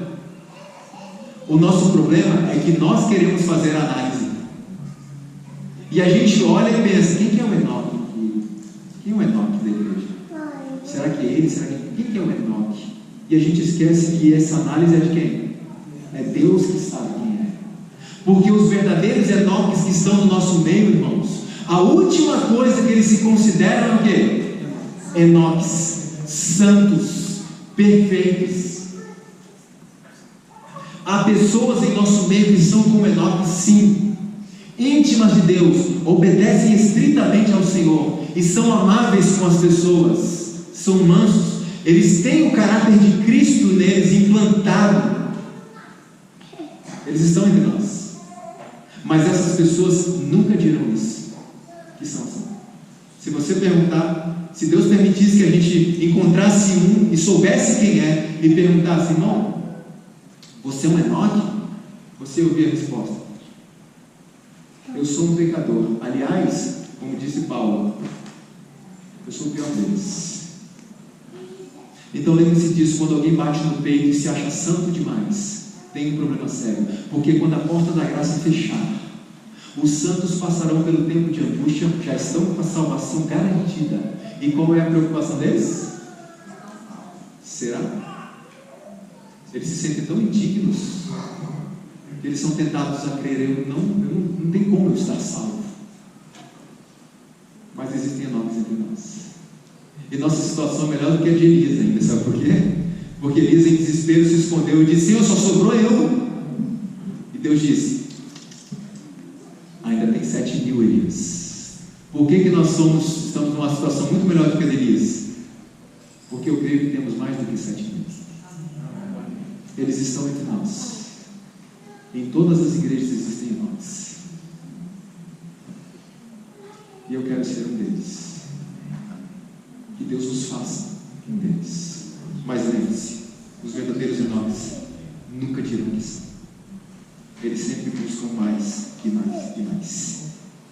Quem mais está esperando? Moisés, nós dissemos. Elias também já está esperando lá. Quem mais nós vamos encontrar lá? Primeiros Escritos, página 258. Deus permitiu a Guilherme Miller cair sob o domínio da morte e escondeu-o na sepultura, afastando-o daqueles que o estavam constantemente desviando da verdade. Mas os anjos vigiam o precioso pó deste servo de Deus, e ele ressuscitará ao som da última trombeta. Quantos sábados foram guardados por esse homem? Nenhum. Irmãos, nós estivemos, como eu disse ontem, na casa de Guilherme Miller. E eu perguntei ao pastor que estava ali guiando, a excursão: o pastor, como um homem tão culto como Guilherme Miller, tão inteligente, não brilhou na mente dele, nos olhos dele, o sábado? Nós não temos resposta para isso. De repente era uma luz forte demais, e Deus sabe o que faz, irmãos. Não sabemos, eu vou perguntar para Deus depois. Mas por alguma razão Deus ocultou isso dele, mesmo ele sendo um grande estudioso da Bíblia. Mas a serva do Senhor relata: ele estará no céu. Irmão, nas Escrituras Sagradas, Paulo teve uma visão do céu, do terceiro céu, mas ele não relatou que tinha lá. Ellen G. White, sim. Quantas coisas ela fala do céu? Sim. Então, a urgência e a importância do tempo. Exatamente. Deus tinha um trabalho específico para ele naquele momento. Mas nós vamos esclarecer bem essas dúvidas logo. Muito em breve nós vamos perguntar.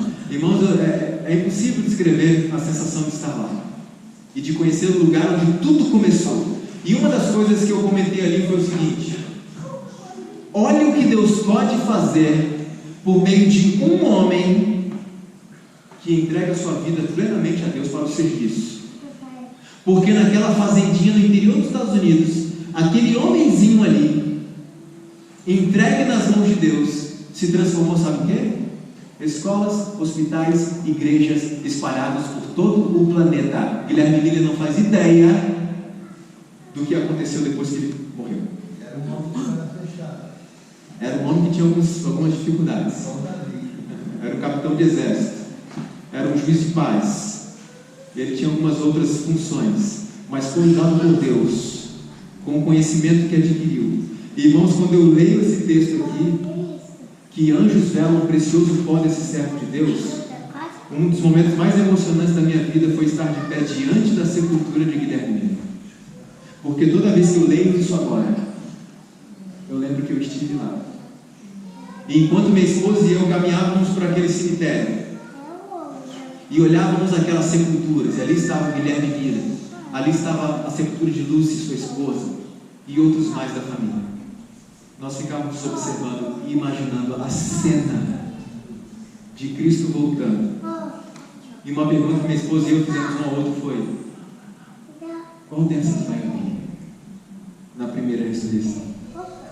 E minha mãe costuma dizer assim: eu queria muito, quando Jesus voltar, eu queria muito estar num cemitério. Por que, mãe?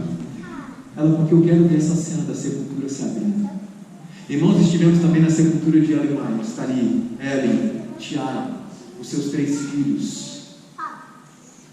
Um dos seus filhos morreu ainda bebezinho. E o filho mais velho disse a ela: mãe, no dia que eu morrer, me enterre do lado do meu irmãozinho. Por que, filho? Porque na manhã da ressurreição eu quero levantar junto com ele. Alguns dias depois dele dizer isso, ele faleceu. Ele caiu num rio congelado e não suportou e faleceu alguns dias depois. Irmãos, a família está toda juntinha. E eu realmente gostaria de estar ali quando Jesus voltasse, para ver essa família ressuscitando junto. Imagine eles levantando, olhando para o lado: mãe, pai! Deu certo, terminou. E muitas pessoas que zombam dessa mulher, muitas pessoas que desprezam essa mulher, o fazem porque não têm a mínima ideia do que ela foi, do que ela fez e do que ela passou, para manter este livro aceso para o povo de Deus. Porque se conhecessem os 70 anos de sofrimento que essa mulher passou para mastigar este livro para nós, porque somos preguiçosos. E Deus revelou para ela: ó, ajude meu povo a entender a Bíblia, principalmente nesse tempo que eles estão vivendo. E ela fez isso, uma vida sofrida, difícil. O diabo se encarregou pessoalmente dela, principalmente quando começou a escrever o Grande Conflito. Numa viagem de trem, ela teve uma das paralisias mais fortes que ela já teve que interromper a viagem e ficar na casa de amigos. E Deus revelou a ela. Naquele trem ela relatava ao seu esposo o sonho que ela tivera e que ela iria escrever, que deu origem ao Grande Conflito. E foi revelado a ela: naquele trem, ela, existia um passageiro não pagante que atentou contra a sua vida, Satanás, por causa deste livro.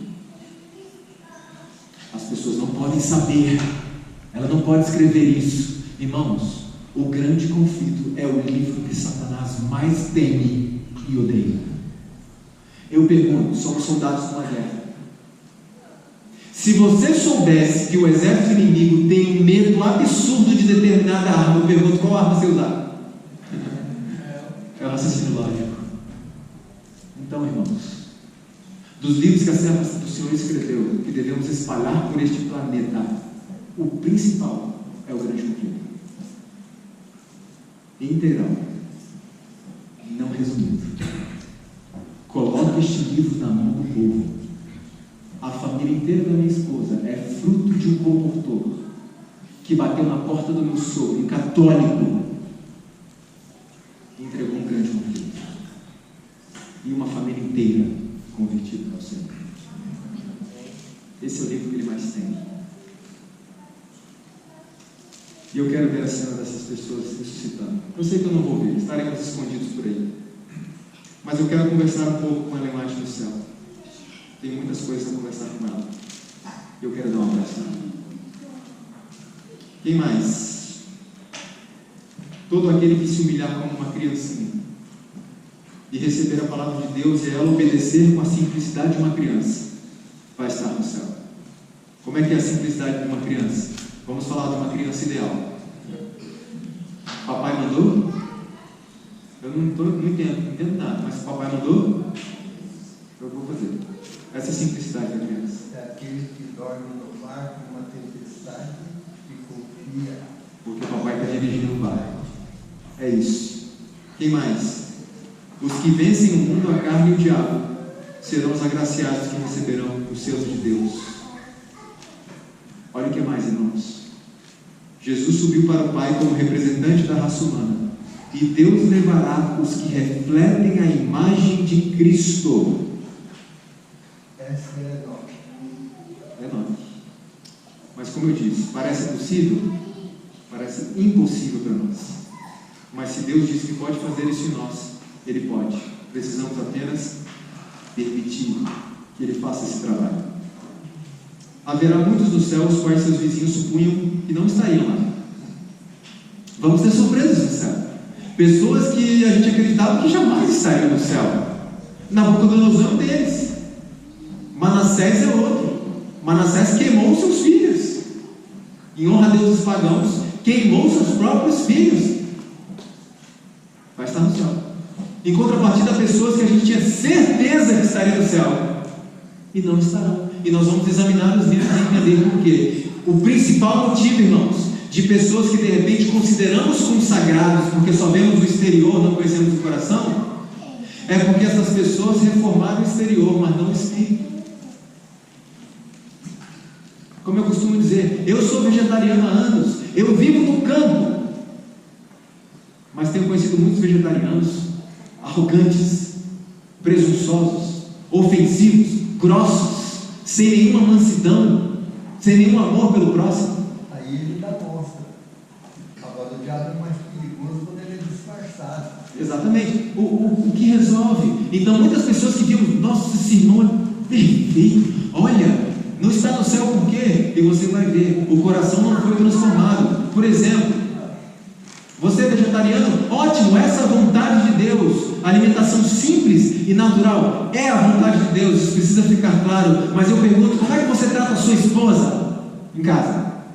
Como é que você trata seu marido, seu pai, seus filhos, seu chefe, principalmente aquele chefe ruim que você não gosta dele? Como é que você trata essas pessoas?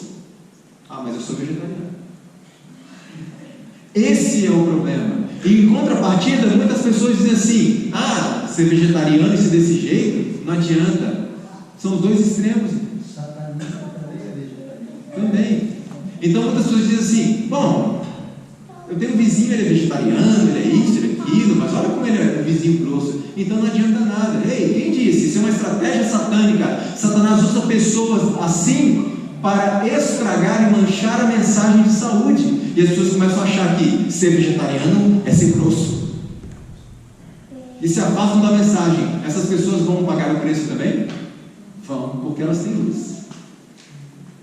Então lembre-se disso. As reformas são a vontade de Deus e haverá consequências para quem não fizer. Mas Deus quer em essência mudar o coração, o temperamento, o nosso gênio. É fácil? Então estude em casa Gálatas 5:22 e você vai ver como é difícil. Mas Deus pode fazer. Ele pode. Tem alguém mais que vai estar lá? Estão aqui agora. Estão ouvindo tudo. Provavelmente estão sorrindo nesse momento.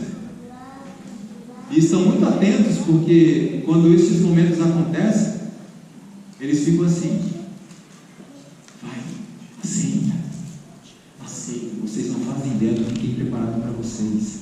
Aceita, aceita. E ficam esperando a nossa resposta. Quem são? Os anjos. Estão aqui. Só que quando Cristo voltar, irmãos, a Bíblia relata que Cristo virá com todos os seus anjos. Só que alguns anjos vão voltar para o céu sozinhos. Eu não quero que o meu volte sozinho. Porque eu fico imaginando, ele sabe, eu fico imaginando o coração dele, vendo os santos voltarem para irem para o céu, felizes, alegres, vitoriosos. E ele de repente olhar para a minha sepultura e ver fechado. Ou então me olhar lá embaixo, morto, destruído pela glória de Deus. Tanto tempo que ele poderia estar no céu, sim ou não? Lá, tranquilo. Mas ele ficou aqui comigo desde o meu nascimento, batalhando. Irmãos, os anjos não têm só a função de nos guardar, sabia? Tem uma lista de atividades que eles fazem em prol da nossa salvação. Uma lista. Sim. Irmãos, eu fico pensando o que vai passar no coração dele em ver esta cena, depois de tanto que eu fiz, tanto empenho. Fora Jesus, né? Ele voltando para o céu sozinho. Eu pergunto, você acha que Cristo vai sentir falta de nós? Dos perdidos? Aqueles que se perderam? Para toda a eternidade. São filhos. Irmãos, se tem alguém aqui que tem 10 filhos, uma mãe fala assim: um filho morreu num acidente de carro, Eu falo: mãe, não fica triste não, foi só um, você tem mais 9. É assim? Então lembre-se disso. Cristo é o Criador, é o Pai. Ele vai sentir falta dos seus filhos por toda a eternidade. Mas, irmãos, isso faz parte do seu amor. É liberdade, é livre-arbítrio, inclusive para rejeitá-lo. O que ele pode fazer? Não vai forçar ninguém. E eu não quero que o meu anjo volte sozinho para o céu. E eu imagino que os anjos de vocês que estão aqui estão agora aqui. É isso mesmo. A gente quer ir junto. E a irmã escreve assim: que maravilha que vai ser entreter conversa com o anjo que nos guardou desde os primeiros momentos. E ela diz que o nosso anjo vai nos contar várias experiências que vivemos aqui, em momentos que nós poderíamos ter morrido, fomos salvos e nós nem percebemos isso. Irmãos, um dia eu estava caminhando com a minha mãe em determinada rua, minha mãe e meu pai, se não me engano, lá na cidade de Vila Velha. Estávamos numa calçada e havia um canteiro de obras aqui, e uma placa, uma chapa de algum metal que eu não sei o que era, servido de muro. E nós passamos por ali, do lado daquela chapa de metal normal, olhamos a construção e tal. E quando chegamos mais adiante, ouvimos um estrondo. Quando olhamos para trás, aquela chapa de metal tinha caído na calçada inteira onde nós estávamos. Pode ter sido uma coincidência? Pode. Mas eu creio que quando eu chegar ao céu, meu anjo vai me falar: lembra aquela vez? Eu segurei aquela chapa até vocês passarem. Aí eu pergunto de novo: você quer perder isso? Você quer perder esse momento? Eu tenho tanta coisa para perguntar para ele, sabe? Aguenta aí, já está chegando a hora. Algumas pessoas tiveram o privilégio de ver os seus anjos. Eu nunca tive. Ela mais teve o privilégio de ter um anjo assistente com ela, ajudando o tempo inteiro, e ela ouvia. Mas eu nunca vi o meu. Eu queria, mas tudo bem, eu espero o céu, não tem problema nenhum. O importante é estarmos lá. Outra coisa, a irmã White relata que quando a coroa de glória foi colocada na cabeça dos vencedores, muitos desses tirarão as suas coroas, erguerão diante de todo o universo e dirão o seguinte, olhando para as suas mães: foi ela que me fez tudo quanto eu sou, mediante a graça de Deus. Os seus ensinos, as suas orações foram abençoados quanto à minha salvação eterna. Os anjos de Deus imortalizam o nome das mães cujos esforços ganharam os filhos para Jesus Cristo. Então, mães aqui presentes, não deixem de orar pelos seus filhos que estão afastados. Já vi casos de mães que oraram 35 anos e morreram sem ver os filhos na igreja, mas terão uma surpresa quando chegarem no céu. Então não desistam de orar pelos seus filhos, continuem orando por eles. A recompensa do missionário, olha só, naquela ocasião alguns se aproximarão de nós e dirão o seguinte: se não fossem as suas palavras que vocês proferiram de forma bondosa, se não fossem as suas lágrimas, as suas súplicas, os seus esforços, eu nunca teria visto o rei na sua formosura. Eu era um pagão. Você deixou o seu lar confortável e veio me ajudar a encontrar Jesus e crer nele como meu único e verdadeiro Salvador. Eu então destruí os meus ídolos e adorei a Deus, e agora eu estou vendo a Deus face a face, e sou salvo, eternamente salvo. Mas preste atenção nessa frase: você veio, saiu do seu lar confortável e veio me ensinar a respeito de Cristo, então eu destruí os meus ídolos e adorei a Cristo. Só que, irmãos, para ensinarmos as pessoas a destruir os seus ídolos, nós precisamos aprender a destruir os nossos. E será que nós temos ídolos? Um dia eu estava numa igreja, há um tempo atrás, umas 2 ou 3 igrejas, essa época do ano, e eu falei com as pessoas assim: nós temos ídolos, irmãos? E alguns diziam assim: não, nós temos ídolos. O que é um ídolo? É tudo aquilo que você coloca no lugar de Deus. E eu vou além. Ídolo é tudo aquilo que te escraviza, que você não consegue se libertar daquilo, que você idolatra, não dá, você não consegue viver sem aquilo. E a igreja estava muito forte: não, aqui nós não temos ídolos. E eu disse o seguinte a eles: eu proponho um desafio para vocês então, para vocês provarem que não tem ídolo nenhum. Não ligam para nada dessas coisas. Pela primeira vez na vida, não assisto a Copa do Mundo. E quando eu disse isso, os semblantes mudaram.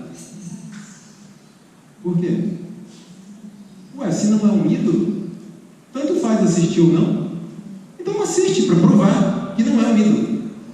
E muitas pessoas perceberam que tem sim ídolos, que não conseguem se desfazer deles. Não conseguem. Então ainda temos muitos ídolos. E precisamos destruir esses ídolos para que possamos ensinar as pessoas a fazer o mesmo. Irmãos, é muito interessante falando dessa questão de Copa do Mundo, que há um tempo atrás, logo que começou, mais ou menos, muitos aqui sabem que a seleção da Alemanha foi eliminada logo no início. Interessante que eu vi uma reportagem que dizia assim, a respeito de um dos jogadores da Alemanha, chamado Mesut Özil. A reportagem dizia o seguinte: Özil curte as férias na Grécia com a esposa após a eliminação da Alemanha. O que eu concluí com aquilo?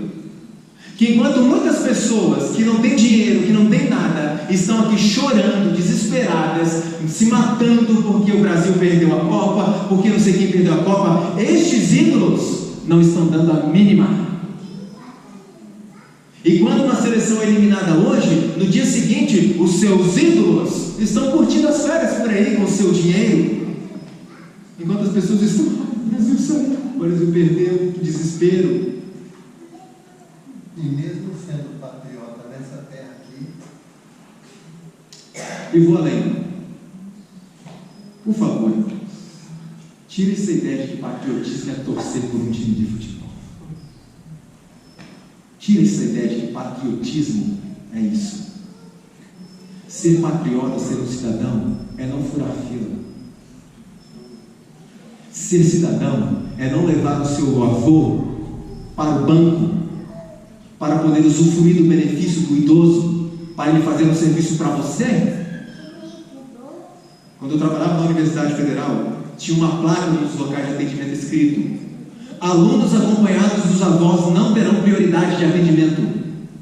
Por que essa placa?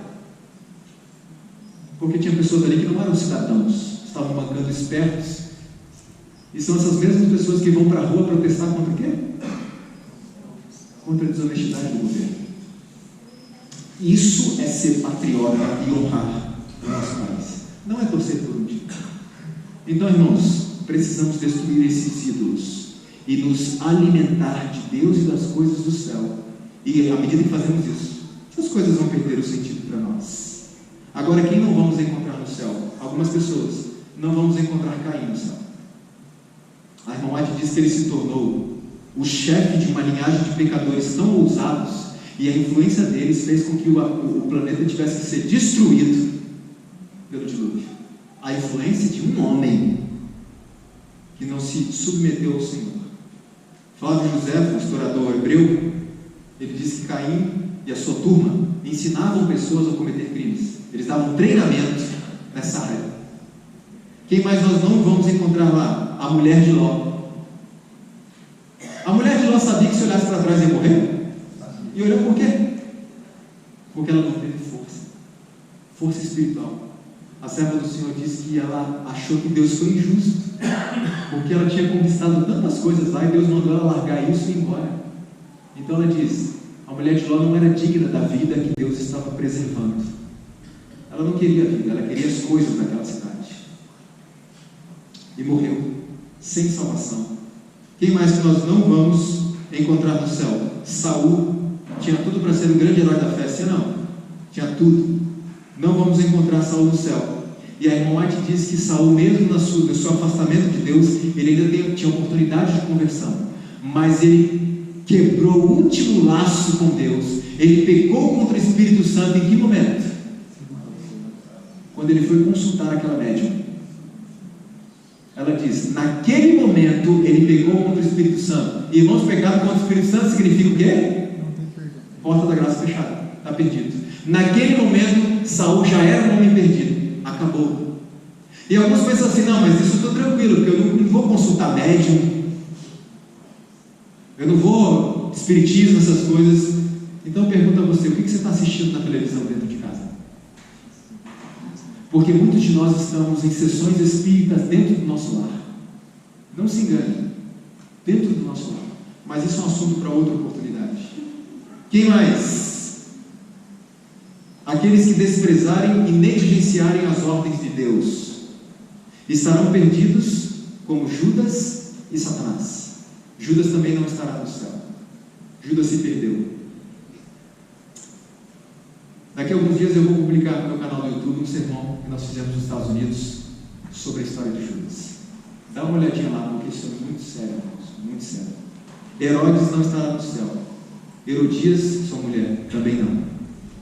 Os soldados que zombaram de Cristo, os sacerdotes e príncipes, não estarão. A multidão furiosa que gritou: seu sangue cai sobre nós e sobre nossos filhos, também não estarão no céu.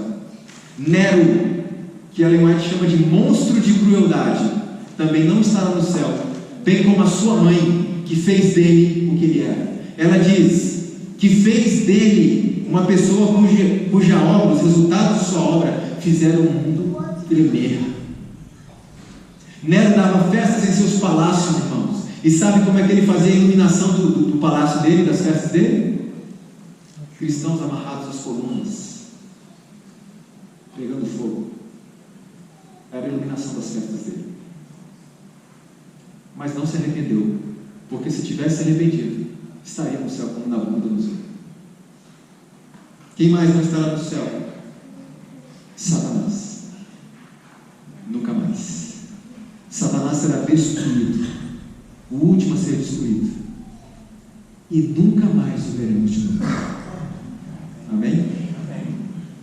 Mas infelizmente serão destruídos com ele todos os que mantiveram as mesmas obras. Diga, irmão. Se eu não me engano, eu li alguma coisa sobre Balaão também não estará? Não, também não. Várias outras pessoas, infelizmente, não estarão. Na história da igreja, muitos pioneiros da igreja, que também são considerados os grandes naufrágios da fé, que abandonaram o movimento adventista, morreram e nunca mais quiseram saber do movimento adventista. Infelizmente. Mas nós estamos em tempo de decisão ainda, irmãos. Lembre-se disso. Os ímpios serão finalmente destruídos por causa dos seus próprios pecados. E os santos de Deus, os seus pecados foram colocados aonde? Quem assumiu? Irmãos, lembre-se disso, isso é muito importante. Porque muitas pessoas aí fora nos acusam de apresentar Satanás como sendo expiador junto com Cristo. Então lembre-se de um detalhe importante. O pecado dos ímpios, os ímpios morrerão pelos seus próprios pecados. O salário do pecado é a morte. Satanás será destruído por ser o instigador dos pecados. Os pecados dos santos salvos não são colocados sobre Satanás, porque ele não pode expiar o pecado. Os pecados dos santos foram lavados no sangue de Cristo. Os pecados da humanidade foram colocados sobre Cristo. Os ímpios rejeitaram isso e pagaram pelos próprios pecados. Os santos aceitaram, então Cristo pagou por eles. E Satanás morre por ser o instigador de todos os pecados. Por isso a Bíblia diz: sem o derramamento de sangue. Por isso que o bode emissário, ele era morto? Não, ele era mandado para o deserto e ficava por lá. Lembre-se disso, irmão. Satanás não expia o pecado de ninguém. Ele paga pelo pecado dele e por ser instigador. Foi Cristo que expiou os nossos pecados. Só temos que aceitar isso. Imagine quando estas palavras forem ditas, ou forem reais. O grande conflito terminou. Pecado e pecadores não mais existem. O universo inteiro está purificado. Uma única palpitação de harmonioso júbilo vibra por toda a vasta criação. Daquele que tudo criou emanam vida, luz, alegria por todos os domínios do espaço infinito. Desde o minúsculo átomo até o maior dos mundos, todas as coisas, animadas e inanimadas, em sua serena beleza e perfeito gozo, declaram que Deus é amor. Há mais alguém que estará no céu. e já está lá nos esperando e trabalhando por nós no santuário celestial.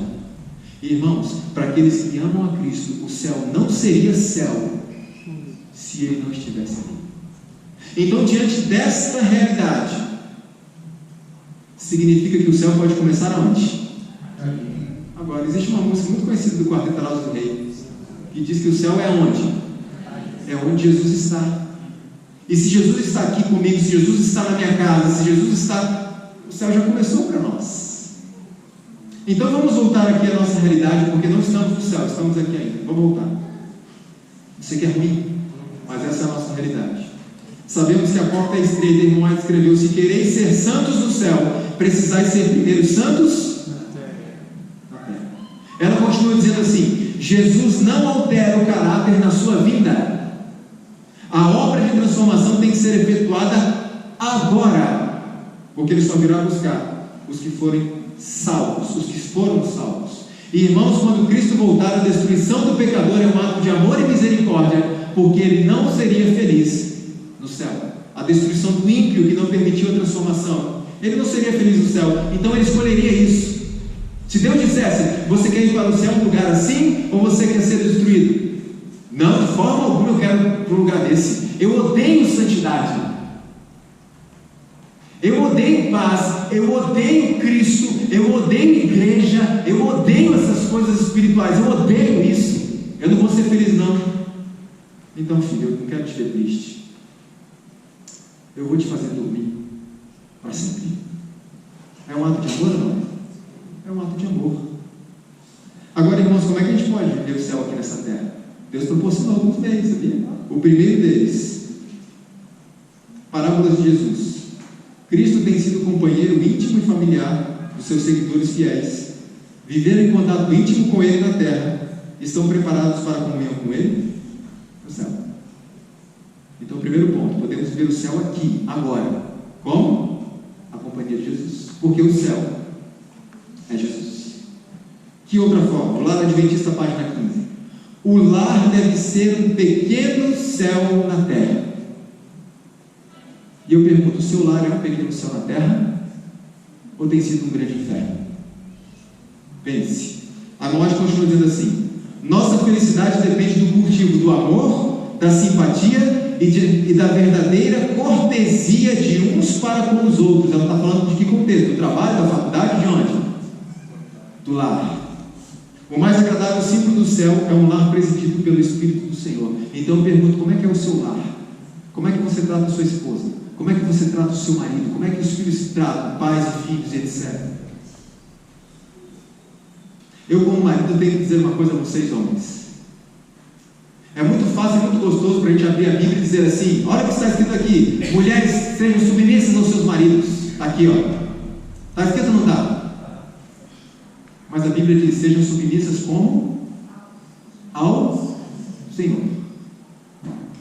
E tem um detalhe importante, porque o texto não diz só isso. Diz: maridos,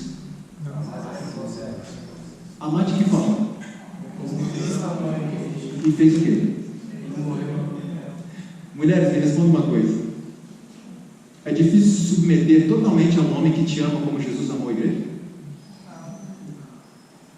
E deu a sua vida por ela? Então, homens, sejam inteligentes.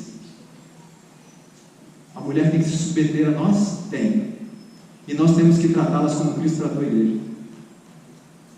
A irmã escreveu que a mulher não tem que se submeter a um homem que não é um representante de Cristo. E ela usa algumas características: grosseiro, ofensivo, violento. Ele não é um representante de Cristo. Então uma mulher não tem que se submeter a um homem como este. Ela pode respeitar um homem como esse, sim ou não?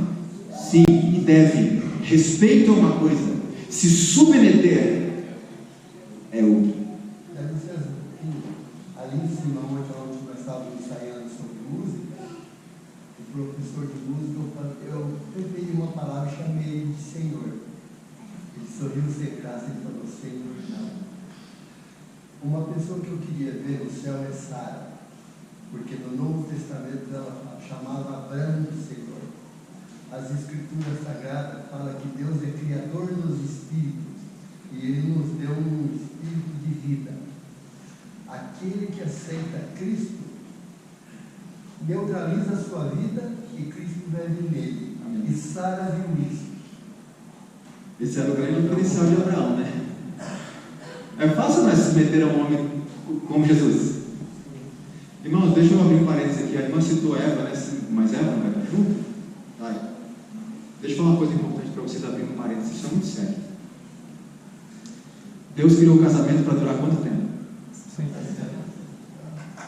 Para sempre. O que poderia separar o casal? Só a morte. Só a morte. O que está acontecendo com os casamentos adventistas?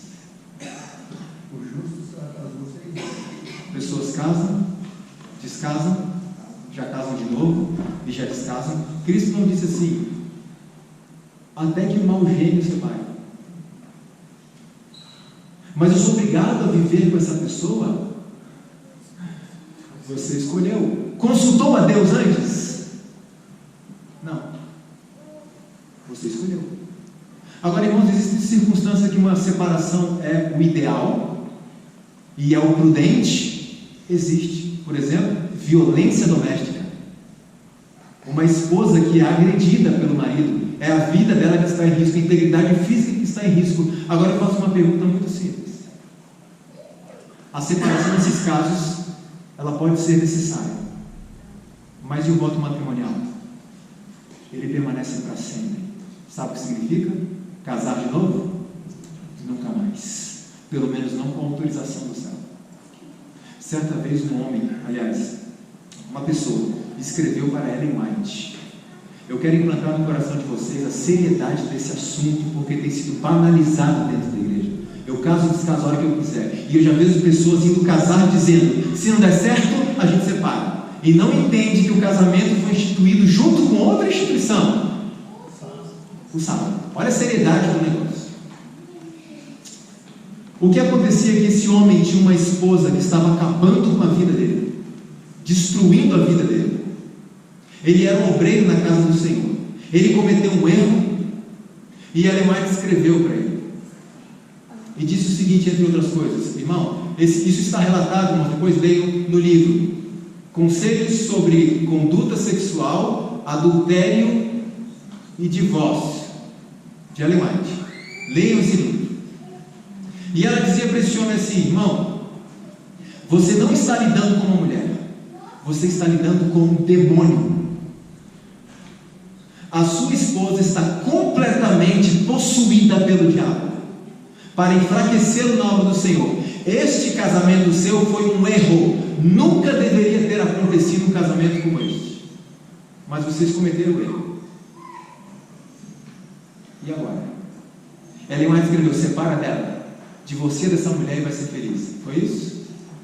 Ela disse o seguinte: leve a sua esposa de volta à casa da mãe dela, que foi quem fez dela o que ela era. Mas tem 2 detalhes. Primeiro, enquanto não houver uma mudança de caráter, uma mudança, você não deve manter relações com ela. Mas se houver uma mudança, traga a sua esposa de volta. Independente de qualquer coisa, ela disse, o voto matrimonial jamais deve ser quebrado. Irmãos, ele estava lidando com uma mulher chata? Com uma mulher geniosa? Difícil? Não, com uma mulher demoníaca. E mesmo assim, irmão Marte disse, o voto matrimonial é para sempre. Só uma coisa pode quebrar esse voto: a morte ou o adultério. Não foi isso que Cristo disse? O único. E eu vejo tantas pessoas que a gente não se deu bem, se separou e já casou de novo. Irmãos, em nome de Jesus, vamos resgatar a santidade dessa instituição chamada casamento. Você acha que eu tenho problemas com a minha esposa também?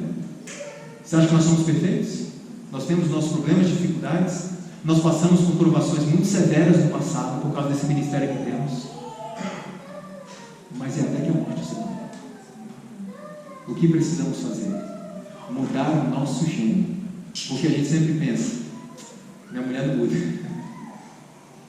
E a Bíblia fala uma coisa, irmãos, eu como marido fico muito preocupado comigo. Porque a Bíblia fala assim: E Deus mostra o seu amor por nós, tendo Cristo morrido por nós, quando nós ainda éramos pecadores. E quando eu olho para mim e Deus diz que eu tenho que ser do lar, a figura de Cristo, sabe o que significa? A igreja se afasta de Cristo? Sim ou não? O que Cristo faz? Se separa dela? Cristo tenta resgatá-la. Cristo está constantemente trabalhando com sua noiva para poder resgatá-la, para poder transformá-la. Maridos, eu sei que isso é muito forte para nós. Esposas, não usem isso contra eles. Está claro? Vocês também têm uma responsabilidade. Mas isso é muito forte para nós. Nós somos Cristo dentro do lar. Em essência, nós somos responsáveis pela felicidade da nossa família. E se nossa esposa erra, nós temos a responsabilidade de fazer o quê? De resgatá-la. Como eu disse, existem circunstâncias que a separação é o ideal para que você não venha morrer na mão de um homem violento, de repente. Sim, mas o voto matrimonial não pode ser quebrado. Fiz uma escolha errada, vou pagar por isso. Sim ou não? Irmãos, está clara a santidade do casamento ou não? Então, em nome de Jesus, se há alguém aqui que passou pela cabeça a hipótese de se separar porque o marido é chatinho, porque a esposa é chatinha, em nome de Jesus, revê isso, porque vocês não estão lidando com brincadeira. Mas quando separa por pinga ou agressão, tem que ser documentado ou apenas fazer igual esse exemplo que o senhor disse da mulher? Documentado é o quê? Documento de divórcio? Sim, tem advogado e separa tudo. Não. Quando eu falo separação, é um afastamento físico. O voto matrimonial não pode ser quebrado. E aí, irmão White fala: estão separados pelas leis dos homens, mas não estão pelas leis de Deus. Então lembre-se disso. Por que é importante que nós tenhamos essa consciência da santidade do casamento? Porque, irmãos, quando nós não temos, o primeiro problema que vem, a gente faz o quê? Separa. Mas quando a gente tem a consciência da santidade disso, quando vem os problemas, a gente tem que fazer o quê? Eu tenho que resolver esses problemas, porque eu não posso me separar, me divorciar dela, porque eu estou casado diante de Deus e é só a morte ou terra, acabou. Então vou ter que me empenhar para resolver isso. É isso que Deus quer, irmãos. Porque a igreja de Deus vira as costas para Ele o tempo inteiro, sim ou não? E Deus está sempre batalhando pela sua igreja. Por que o nosso casamento, qualquer problema que acontece, a gente descarta? Em nome de Jesus, vamos batalhar pelos nossos casamentos, porque é para sempre. É engraçado que nós vemos testemunho de mulheres que oram do esposo alcoólatra 30 anos e eles se convertem, né? E na maioria das vezes a gente não sabe como é o proceder dele com a esposa, né? Às Sim. vezes pode ser agressivo. E essa mulher está lá de joelho com o esposo na casa, né? Há casos como esse também, irmãos. Então veja, respeita essa instituição. Eu repito e reforço: reconheço que há casos que há riscos da integridade física e da vida da pessoa. Então, em algumas circunstâncias, a separação física é necessária, mas o voto permanece diante de Deus. Então, em nome de Jesus, solteiros desta igreja, pensem bem antes de tomar a decisão e escolher a pessoa. Orem a Deus, porque nós não temos mais o costume do tempo do passado dos hebreus, de orar a Deus pedindo uma esposa, orar a Deus pedindo um esposo. Nós não temos esse costume. A gente escolhe aquilo que agrada a gente. Quando as coisas dão erradas, a gente pergunta: por que Deus deixou isso acontecer? Mas eu fiz isso, eu orei pedindo a Deus uma esposa. Amém. Quem escolhesse estava bom. Irmãos, lembre-se de uma coisa: não olhe para um corpo. Muitas pessoas estão olhando para um corpo bonito, e eu vou me casar, porque a beleza física Envelhece. e quando a beleza física passa, e se eu casei por causa de beleza física, o que sobra? Nada. Decepção. E aí muitos partem, esse é outro assunto, muitos partem para a pornografia, e eu recebo muitos e-mails. Então leve a sério essa instituição, e vocês que ainda não casaram, se apeguem a Deus e implorem ao Senhor que Ele escolha uma pessoa para vocês, e não pense que Deus vai mandar uma pessoa perfeita, porque o casamento também é uma ferramenta nas mãos de Deus para moldar o nosso caráter. para nós concluirmos, outras instituições criadas por Deus, as nossas igrejas. O sábado. Os sábados são 24 horas no céu, toda semana, sabia disso? Ou deveria ser. A palavra de Deus também é uma forma de nós vivermos um pouco da eternidade aqui. Tem muitas outras coisas, irmãos, mas depois vocês vão ler o livro e vocês vão poder se alimentar mais disso. Eu gostaria de encerrar.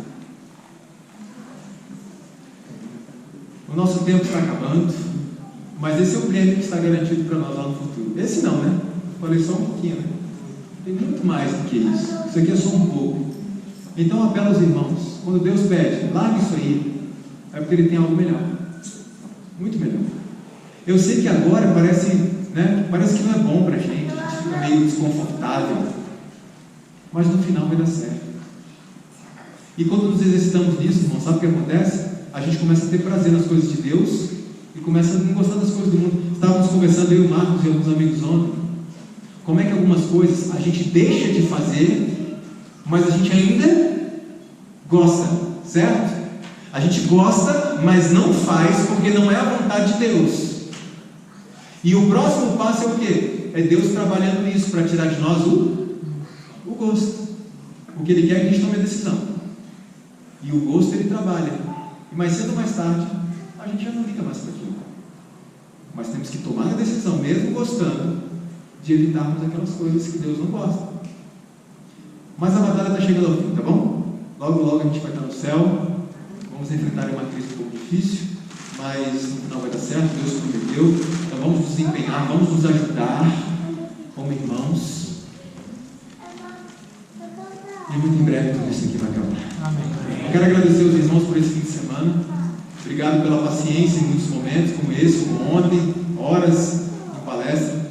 E eu espero que vocês tenham assimilado alguma coisa e que isso possa ser criado aqui, aquela vontade de estar no céu. Olha aqui, ó, falando do céu, um presente para mim. Para mim.